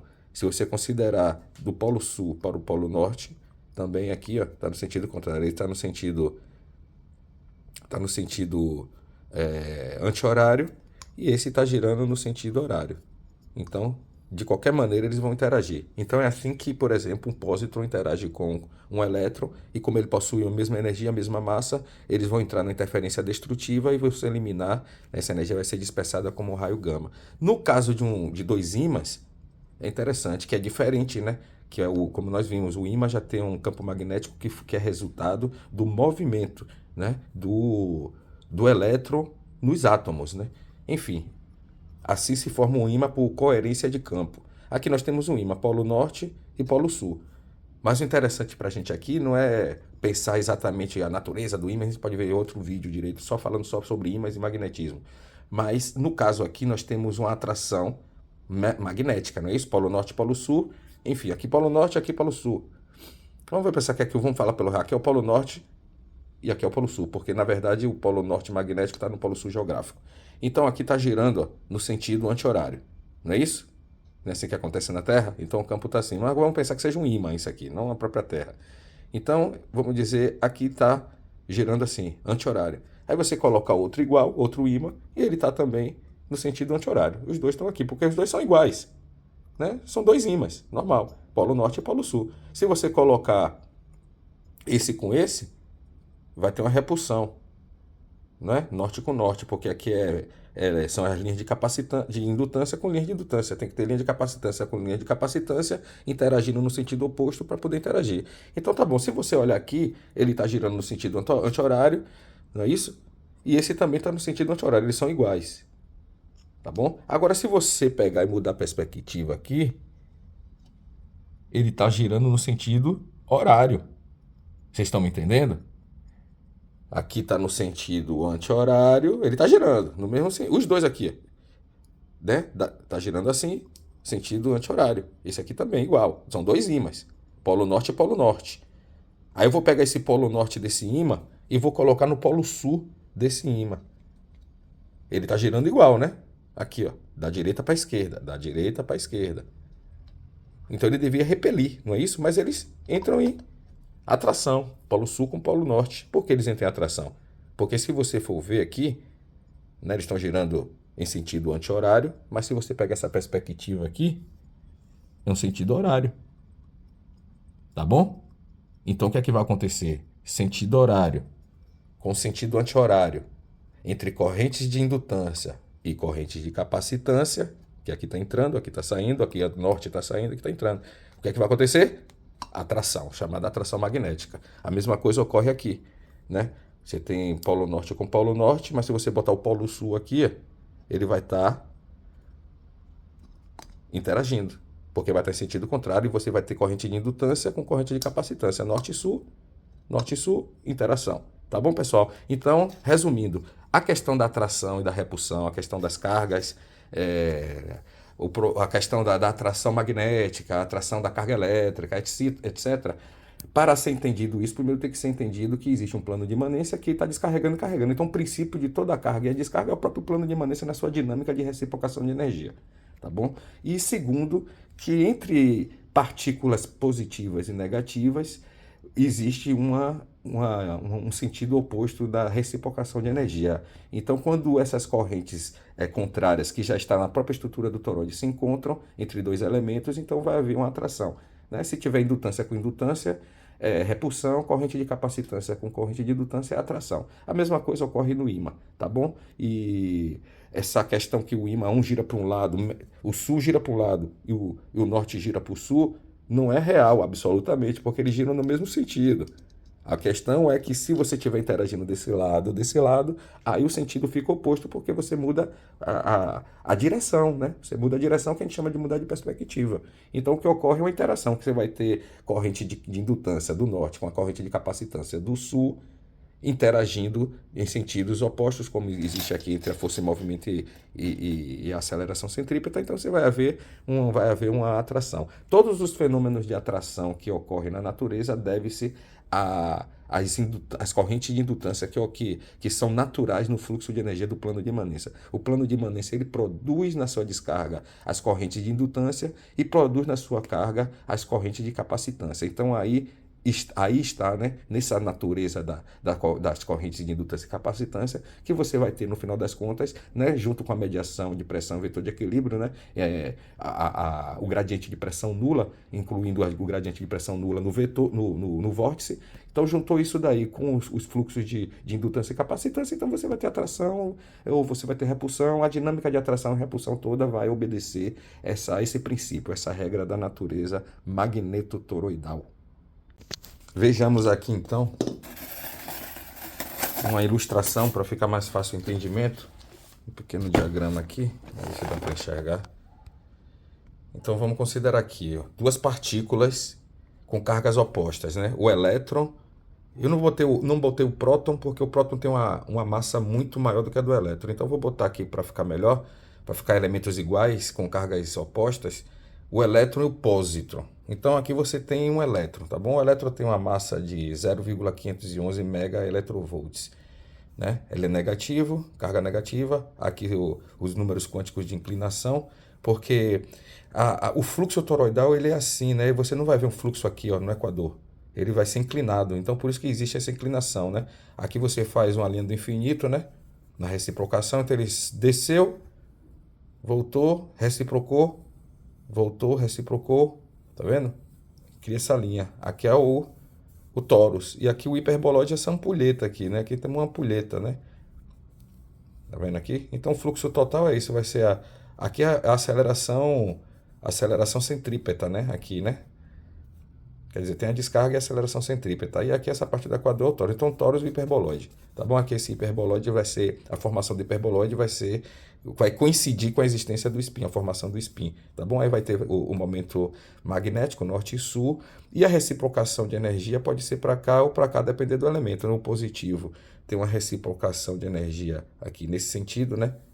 Então está reciprocando assim, né? Então aqui o sentido é anti-horário, e esse aqui é no sentido horário, o elétron. No sentido horário é negativo, no sentido anti-horário positivo. Aqui nós estamos pensando na dinâmica de fluidos, tá bom? Aqui nós temos que pensar que é um fluido, um fluxo magnetotoroidal de energia que compõe o que nós chamamos de campo elétrico, etc., eletromagnético. Então, beleza, irmão. Então aqui, ó, como nós falamos, corrente de indutância, corrente de capacitância, né?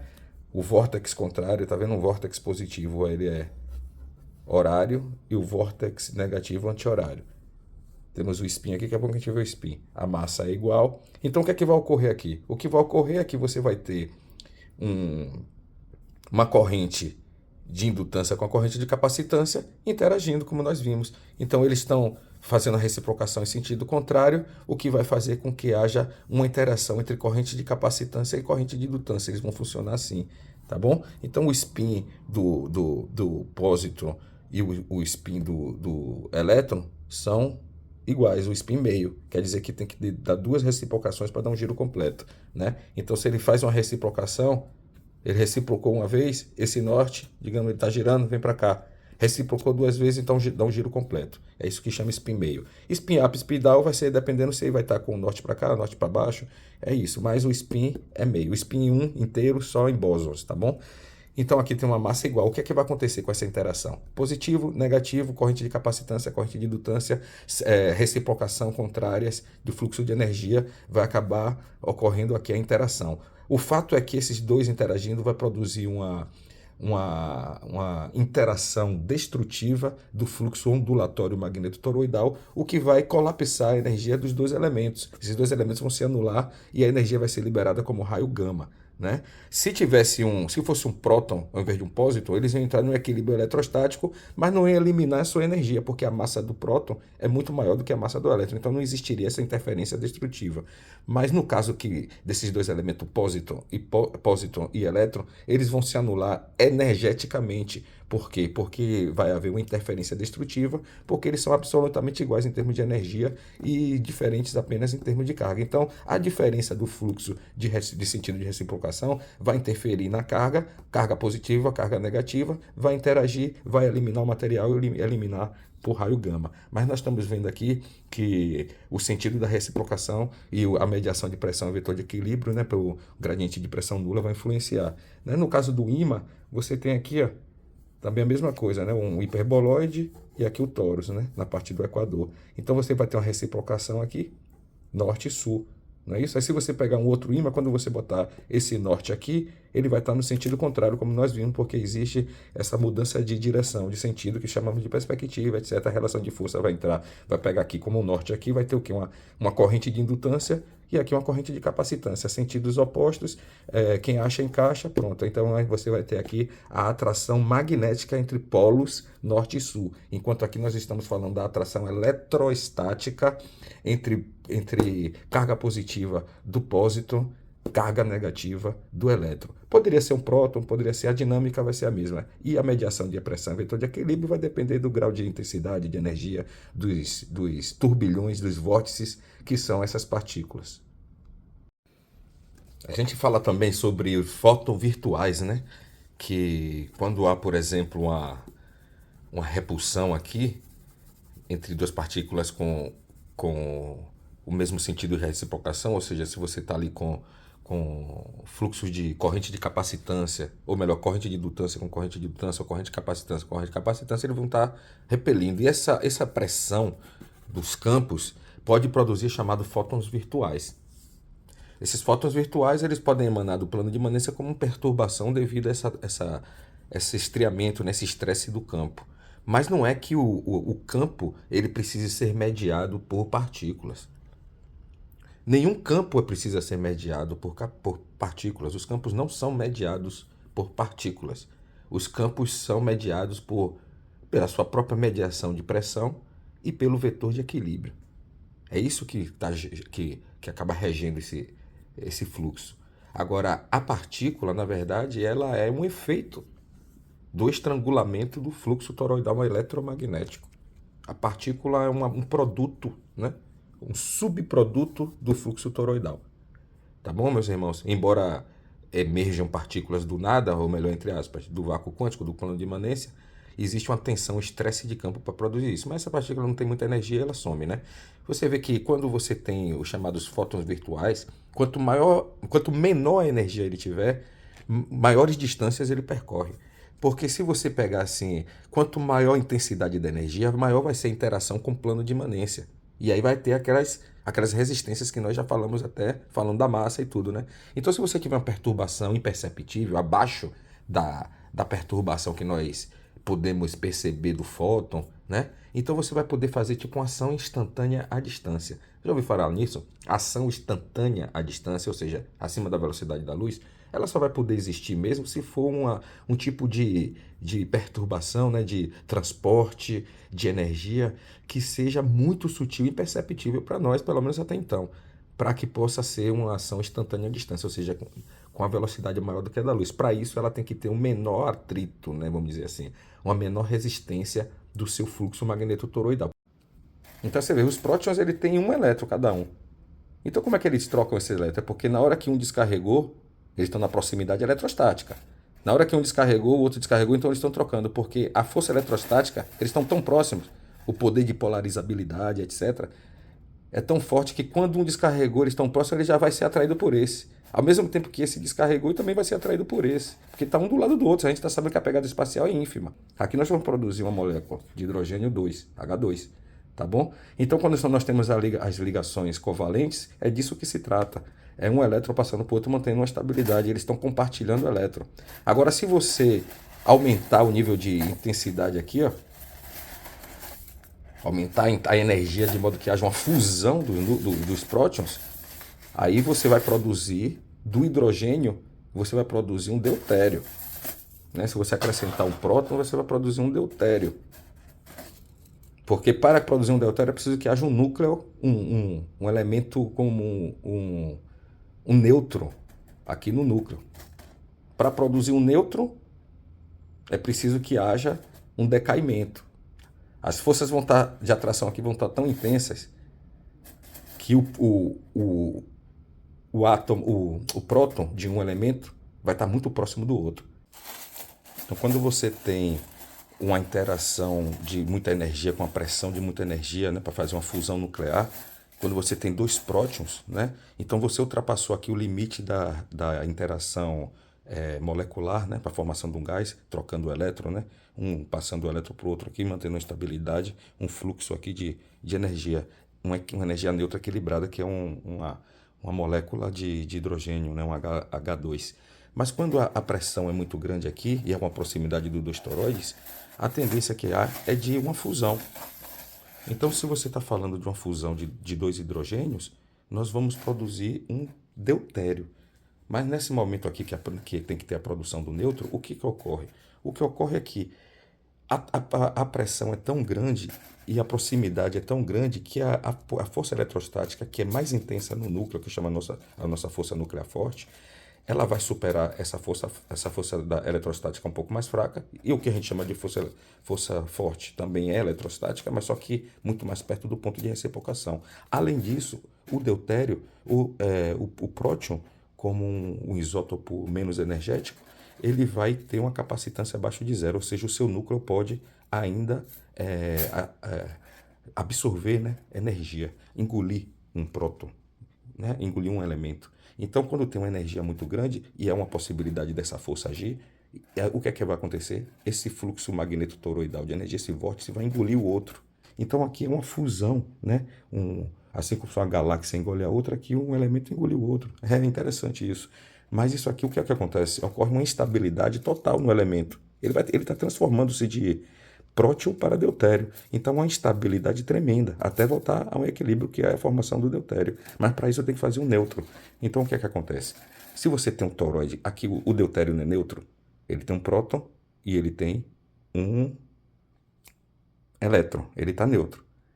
Essa energia, quando é absorvida, ela produz também, por outro lado, uma modificação na estrutura interna do próton, que vai fazer com que haja um total de carga diferenciado, que é uma carga neutra. A carga neutra é uma modificação do próton na estrutura dos quarks, etc. Então, você muda, né, aquela força que tem interna, que são bolhas dentro de bolhas. Dentro do próton tem outras bolhas, outras energias que nós já estamos catalogando, né, que são os quarks, e eles vão mudar, vão produzir uma soma de carga que vai dar uma neutralidade e você vai produzir o elemento neutro. Por outro lado, existe aí nessa história uma massa do elétron. O elétron também é engolido no processo. É interessante isso, né? O próton, ele captura o elétron. E esse próton que virou nêutron, ele também ganhou uma massa adicional. Isso é interessante. Se você somar a massa do próton com a massa do elétron, vai dar basicamente a mesma. Mas o que ocorre é que um pósitron é liberado. Então, nessa energia da produção, no engolimento de um toroide com o outro, acaba que dentro da modificação, nessa modificação que é o decaimento beta positivo, a modificação do próton em neutro, é liberado uma energia, né, que é equivalente à massa do elétron. Olha que interessante. Então, quando você engoliu esse toroide e transforma no deutério, você libera uma massa, né, uma massa equivalente à do elétron. E, por sua vez, um elétron também foi engolido e está envolvido na formação do nêutron, né? E, por outro lado, quando o nêutron se transforma num próton, ele libera um elétron. Porque esse elétron veio da onde? Veio dessa relação. Quer dizer, a massa do elétron que eu estou falando. Porque ele libera um elétron, porque é como se estivesse devolvendo, né? O sistema contrário, né? E aqui, quando ele está ganhando, ele libera um pósitron, que é um positivo. Então, quando está acontecendo a passagem do nêutron para o próton, ele libera um elemento negativo com a carga de 0,511 megaelectrovolts. Então, resumindo, quando um deutério engole outro, né, no resumo é esse, quando o deutério engole outro, quando um toroide engole outro, como galáxias engole outras galáxias, então ocorre a modificação, né, interna do próton. Essa modificação interna do próton é o que nós chamamos das modificações que ocorrem nos quarks. Acrescente a isso que a massa do elétron vai ser absorvida pelo novo elemento neutralizado, né, quando um dos prótons nessa relação, quando um dos prótons absorve o elétron, porque está tudo sendo pressionado aqui, né? Existe até outro elétron pressionando o outro elétron a se unir com o próton e se neutralizar. Quer dizer, ele muda a estrutura interna do próton e cria um nêutron. E, por outro lado, ele absorve a massa, que é a massa extra que o nêutron tem em relação ao próton, que eram dois prótons. É a mesma massa, mas tem uma massa extra no nêutron que advém dessa relação. E, por outro lado, um pósitron, que tem uma massa correspondente, só que com atributos contrários, é liberado. Por outro lado, quando o nêutron se transforma num próton, ele libera um elétron. Esse elétron veio de onde? Daqui, dessa relação. Então, você tem um decaimento beta positivo, próton para nêutron, libera um pósitron e consome um elétron. Agora, quando há um decaimento beta negativo, é liberado um elétron, né? Um elétron, um bóson e um antineutrino do elétron. Mas o que importa aqui é falar do elétron por causa da massa do núcleo. E, por outro lado, essa pressão que ocorre aqui na formação da transformação do próton para o nêutron, essa pressão é tão intensa que ela devolve, né, uma quantidade, né, que ela consome um e devolve a outra em forma de pressão, com atributos contrários, como você pega na água, aquela brincadeira que faz na piscina, né, nas praias, que as crianças ficam pressionando ali para poder ejetar água no rosto do outro, né? É mais ou menos isso, que ali está pressionando e o excedente, você consome aquele excedente e emana. Ali você pode, essa dinâmica de fluidos pode mudar a rotação também, né? Você sabe disso. Então, toda essa dinâmica de fluxo de vórtices, de fluidos e tal, pode criar esse tipo de coisa. Ainda mais quando nós estamos falando de eletrostática, né? A potência da potência. Há um equilíbrio eletrostático natural que produz esse tipo de material, né, de construção de todas as coisas. Claro que a gente tem que considerar a temperatura do universo, essas coisas, todas essas condições necessárias, né? Mas o que eu quero dizer é que quando a gente fala assim, o mistério da antimatéria, por que a antimatéria sumiu, não é? Porque só tem matéria bariônica, não tem a matéria, os antiférmions, né? Porque eles não prosperam, não prosperaram na existência. Mas porque, se você for ver bem, a antimatéria, ela é uma produção, entre aspas, né? A gente não pode usar essa palavra, mas vamos falar assim, artificial.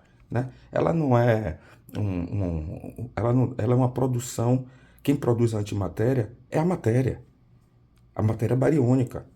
Você está me entendendo? Então, o que acontece é que o que nós chamamos de antimatéria, que na verdade é uma matéria com atributos contrários à sua matéria de referência, por exemplo, o antielétron, né? É, é a mesma coisa, só que com atributos contrários. Enfim, esse tipo de matéria chamada antimatéria, ela é estável, porque ela não tem ela não tem consistência, porque não é o trabalho que a natureza quer para estabilidade. A natureza quer estabilidade, a natureza quer expandir seu limiar de potência. E a antimatéria não é uma partícula natural nesse sentido, não é a partícula que a natureza escolheu com sua mediação de pressão e vetor de equilíbrio para poder estratificar-se, né, no seu fluxo energético. Então a antipartícula ela é uma partícula que é produzida pelas partículas bariônicas, praticamente nas suas relações de pressão, de mediação de pressão, de sistemas extremos de energia, né? De colapsos, etc., de instabilidades. E todos os atributos da antimatéria são, vamos dizer assim, doados, né, pela matéria. Quando você tem, por exemplo, a relação entre a produção do deutério, do nêutron, você está tendo uma relação de forças, de mediação de pressão de forças, de vetor de equilíbrio, etc., entre dois fluxos toroidais, dois vórtices potentíssimos eletrostáticos, que, por sua vez, para mediar sua pressão naquela crise de pressão eletrostática, que é a fusão nuclear, ele libera uma reação àquela ação. Então, praticamente essa antipartícula, o pósitron, ela não vai prosperar. Por quê? Porque ela é só uma reação da ação das partículas bariônicas, quando você está fazendo o que é um decaimento beta, não é isso? Então a antipartícula, ela não tem crise, ela não tem um enigma. Na verdade, a antipartícula é apenas um resultado, né? A existência dela depende das partículas. As partículas, nas suas relações aí de alta energia, de pressão, etc., liberam esse tipo de coisa, passando, né, nessa mediação de pressão, passando para a antipartícula os atributos, entendeu? Como massa, etc. Só que muitas vezes o que acontece de ser os atributos contrários, como a carga contrária, etc., spin. Por quê? Porque foi feito, porque essa mediação de pressão, né, foi feito por elementos contrários. Então, quando esses dois vórtices contrários eles se liberam, eles vão estar tipo um positivo e um negativo. Isso que acontece até se você for pensar assim, ó, quando você está medindo ali aquele vórtice que tem na asa do avião, na palheta do avião, você tem uma formação de um vórtice negativo e, por outro lado, imediatamente por causa da puxada do fluxo, é criado um vórtice contrário. Então você faz assim, então você cria um assim, esse daqui já está arrastando, né, o ar e já está criando outro vórtice contrário. Então você rompe né, aquele meio ali, você rompe. E aí o que é que acontece? Você cria uma rotação negativa em cima da asa e por outro lado você vai criar uma outra aqui secundária, que é contrária. É isso que você produzir, por exemplo, duas cargas negativas, ou positivo e negativo, né? Se o plano de imanência tiver uma energia tal que ele possa dividir esse fluxo, vai ter uma carga X, a outra vai ter a carga Y, o valor contrário, porque vai ser produzido pela mesma potência que vai, vamos dizer assim, produzir esse fluxo de pressão, né? Vai produzir essa pressão que vai gerar esse fluxo, um contrário ao outro, porque você dá uma pressão aqui, um chega para cá, o outro para compensar vir para cá. Então, enfim, essa mediação de pressão de vetor de equilíbrio e reação contrária com o mesmo valor, isso tudo é decorrente do fluxo de campo. Então, as antipartículas, né, a antimatéria, é resultante das relações de força das chamadas matérias bariônicas, os férmions, que são estáveis, né? Essas são as verdadeiras partículas estáveis em níveis energéticos eletrostáticos para produzir tudo o que existe. Antimatéria, não tem crise de antimatéria, não tem enigma de antimatéria. A antimatéria, ela é apenas, vamos dizer assim, uma reação, né? Um efeito de reação da matéria bariônica. Então, assim, para responder a questão do por que existe matéria bariônica e não existe antimatéria, é porque a antimatéria é uma matéria secundária. Simples assim. Não tem mistério nenhum. A antimatéria é uma matéria secundária, tá bom?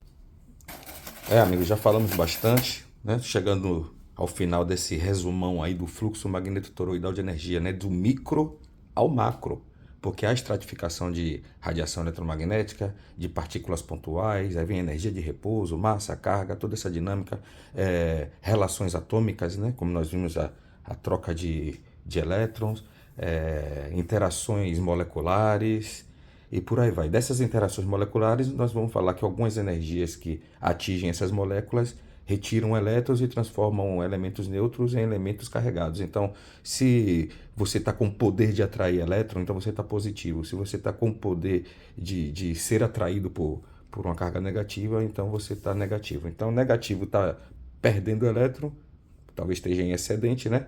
E o contrário é positivo, ou seja, ganhando elétron, tá bom? Eletricamente carregado. Aí são os íons, tá bom? Então, se você pegar, por exemplo, o mar de plasma, né, de gases ionizados que está no universo, o universo ele está ele tem muito gás de plasma. Mas vamos pensar assim, vamos fazer um exercício mental aqui, pensar que não exista nada, né?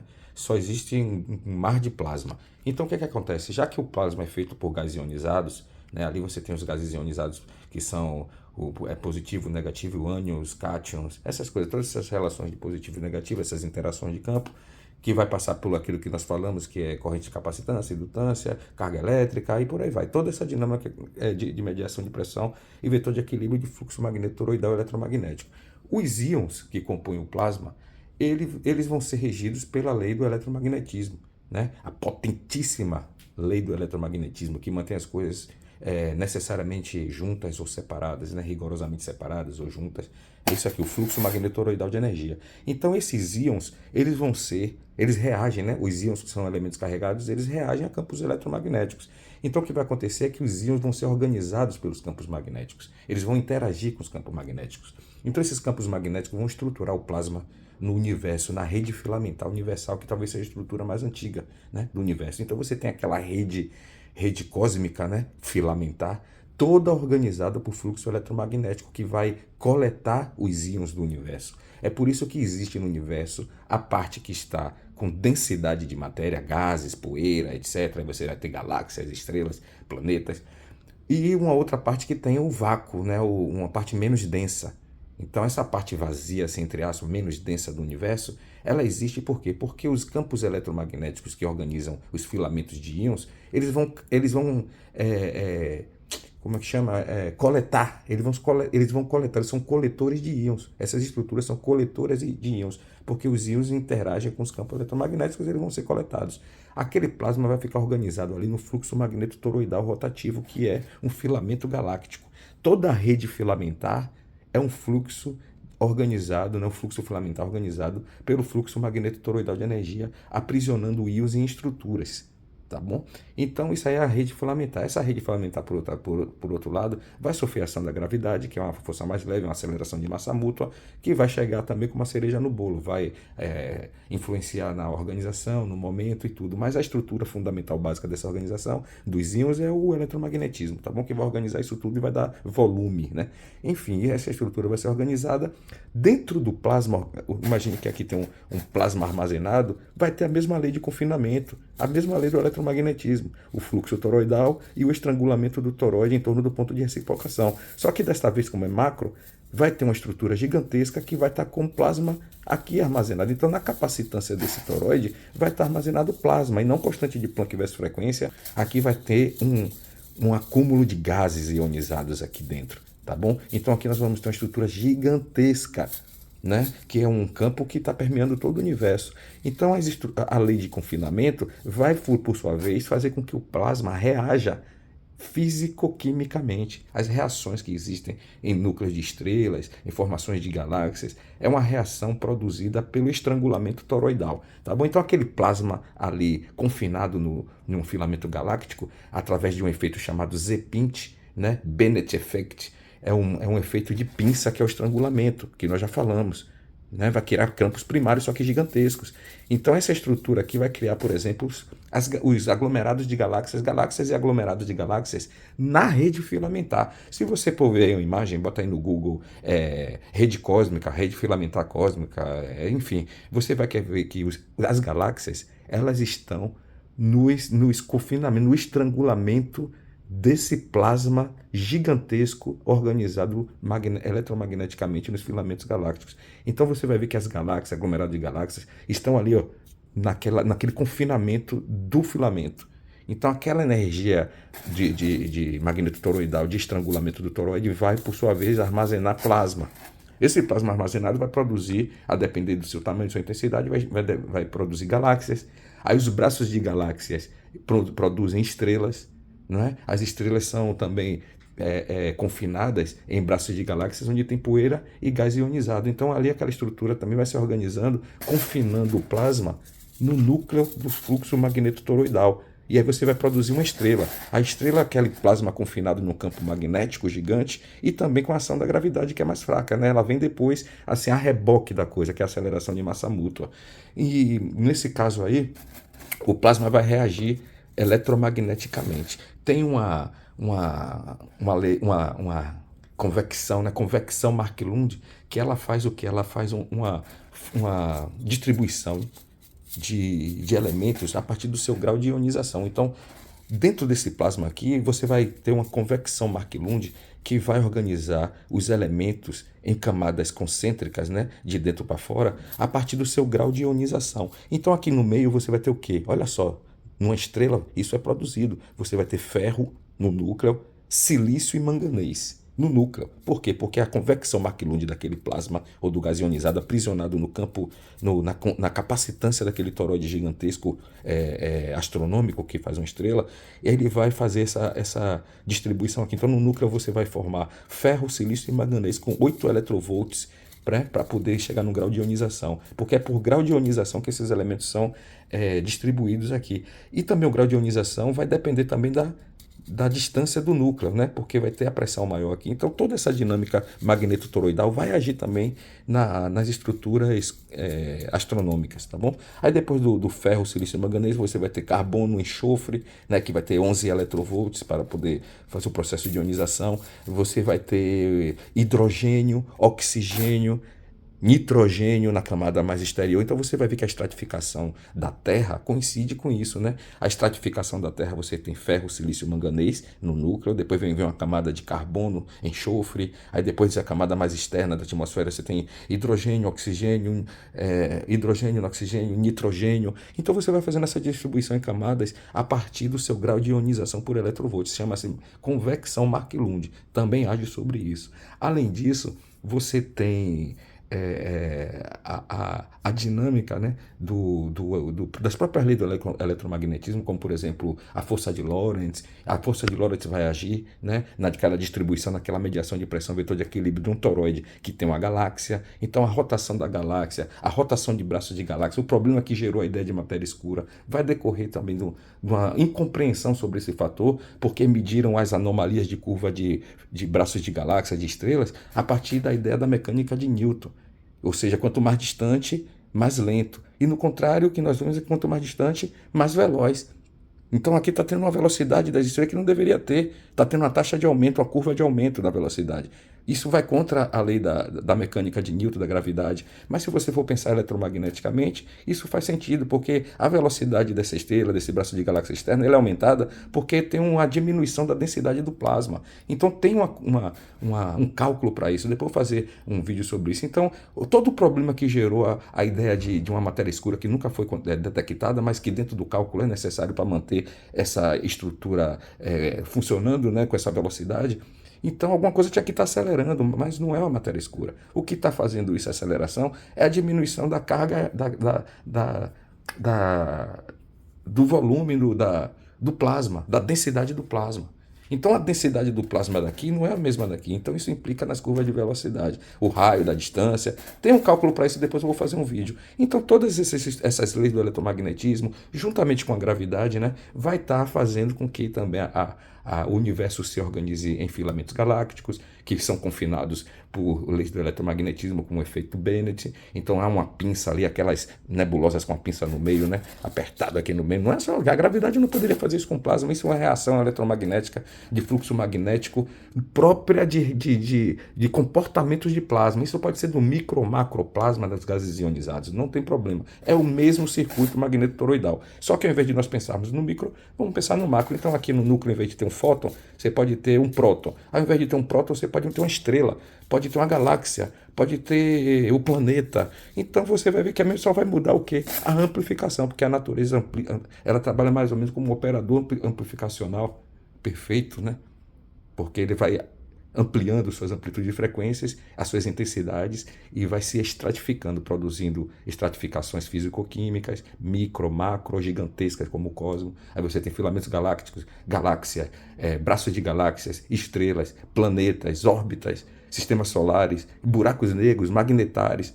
E tudo isso aí é a estratificação do plano de imanência, do fluxo magneto-toroidal de energia. Aqui nós temos a união de todas as forças, né? Eletromagnetismo, força nuclear forte, a força nuclear fraca devendo da extrapolação do limite crítico de capacitância, e a gravidade é uma aceleração de massa mútua. Depois a gente vai fazer um vídeo sobre isso, não é a curvatura do espaço-tempo, porque aqui nós não trabalhamos com essa teoria. Nós trabalhamos com a ideia de que o espaço-tempo é apenas um atributo póstumo da perda da inércia, da reciprocação da energia potencial para a energia cinética.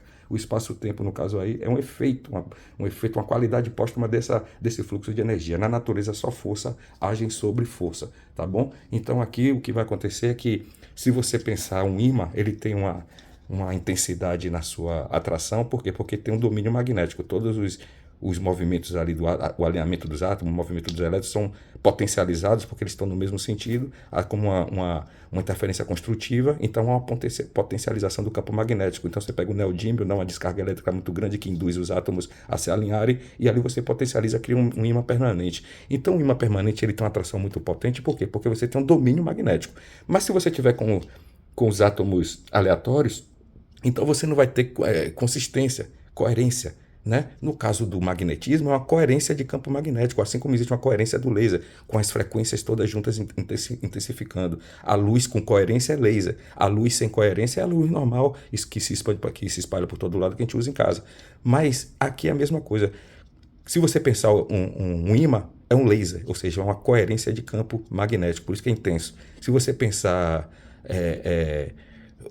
um planeta, uma partícula, aceleração de massa mútua, é como a luz normal, uma luz sem coerência. Então, luz sem coerência está como a gravidade, tá? A luz sem coerência está para o laser, como a gravidade está para o magnetismo. Então, aqui você vai ter todos os átomos desalinhados. Então, a mediação de campo e vetor de equilíbrio que existe naturalmente entre os campos, nesse caso o campo campo gravitacional, porque implica na massa, diretamente na massa, chamamos isso de campo gravitacional, ele vai tender a atrair um para o outro um planeta em direção ao quê? A um gradiente de pressão nula. É sempre assim, os campos eles atuam assim, desde o micro ao macro. Campo gravitacional, campo magnético, campo elétrico, campo eletrostático.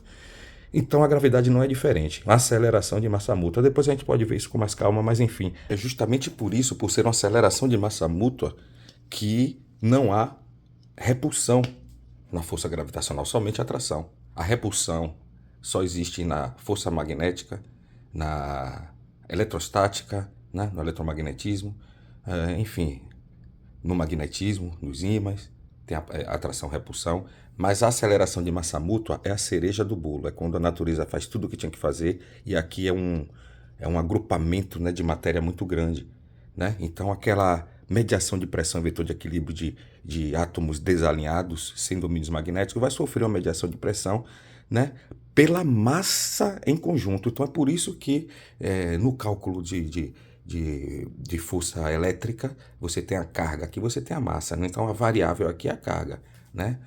Inversamente proporcional ao quadrado da distância, digamos, é a constante. A massa, a carga, a força magnética são as variáveis dentro dessa relação de mediação de pressão de força.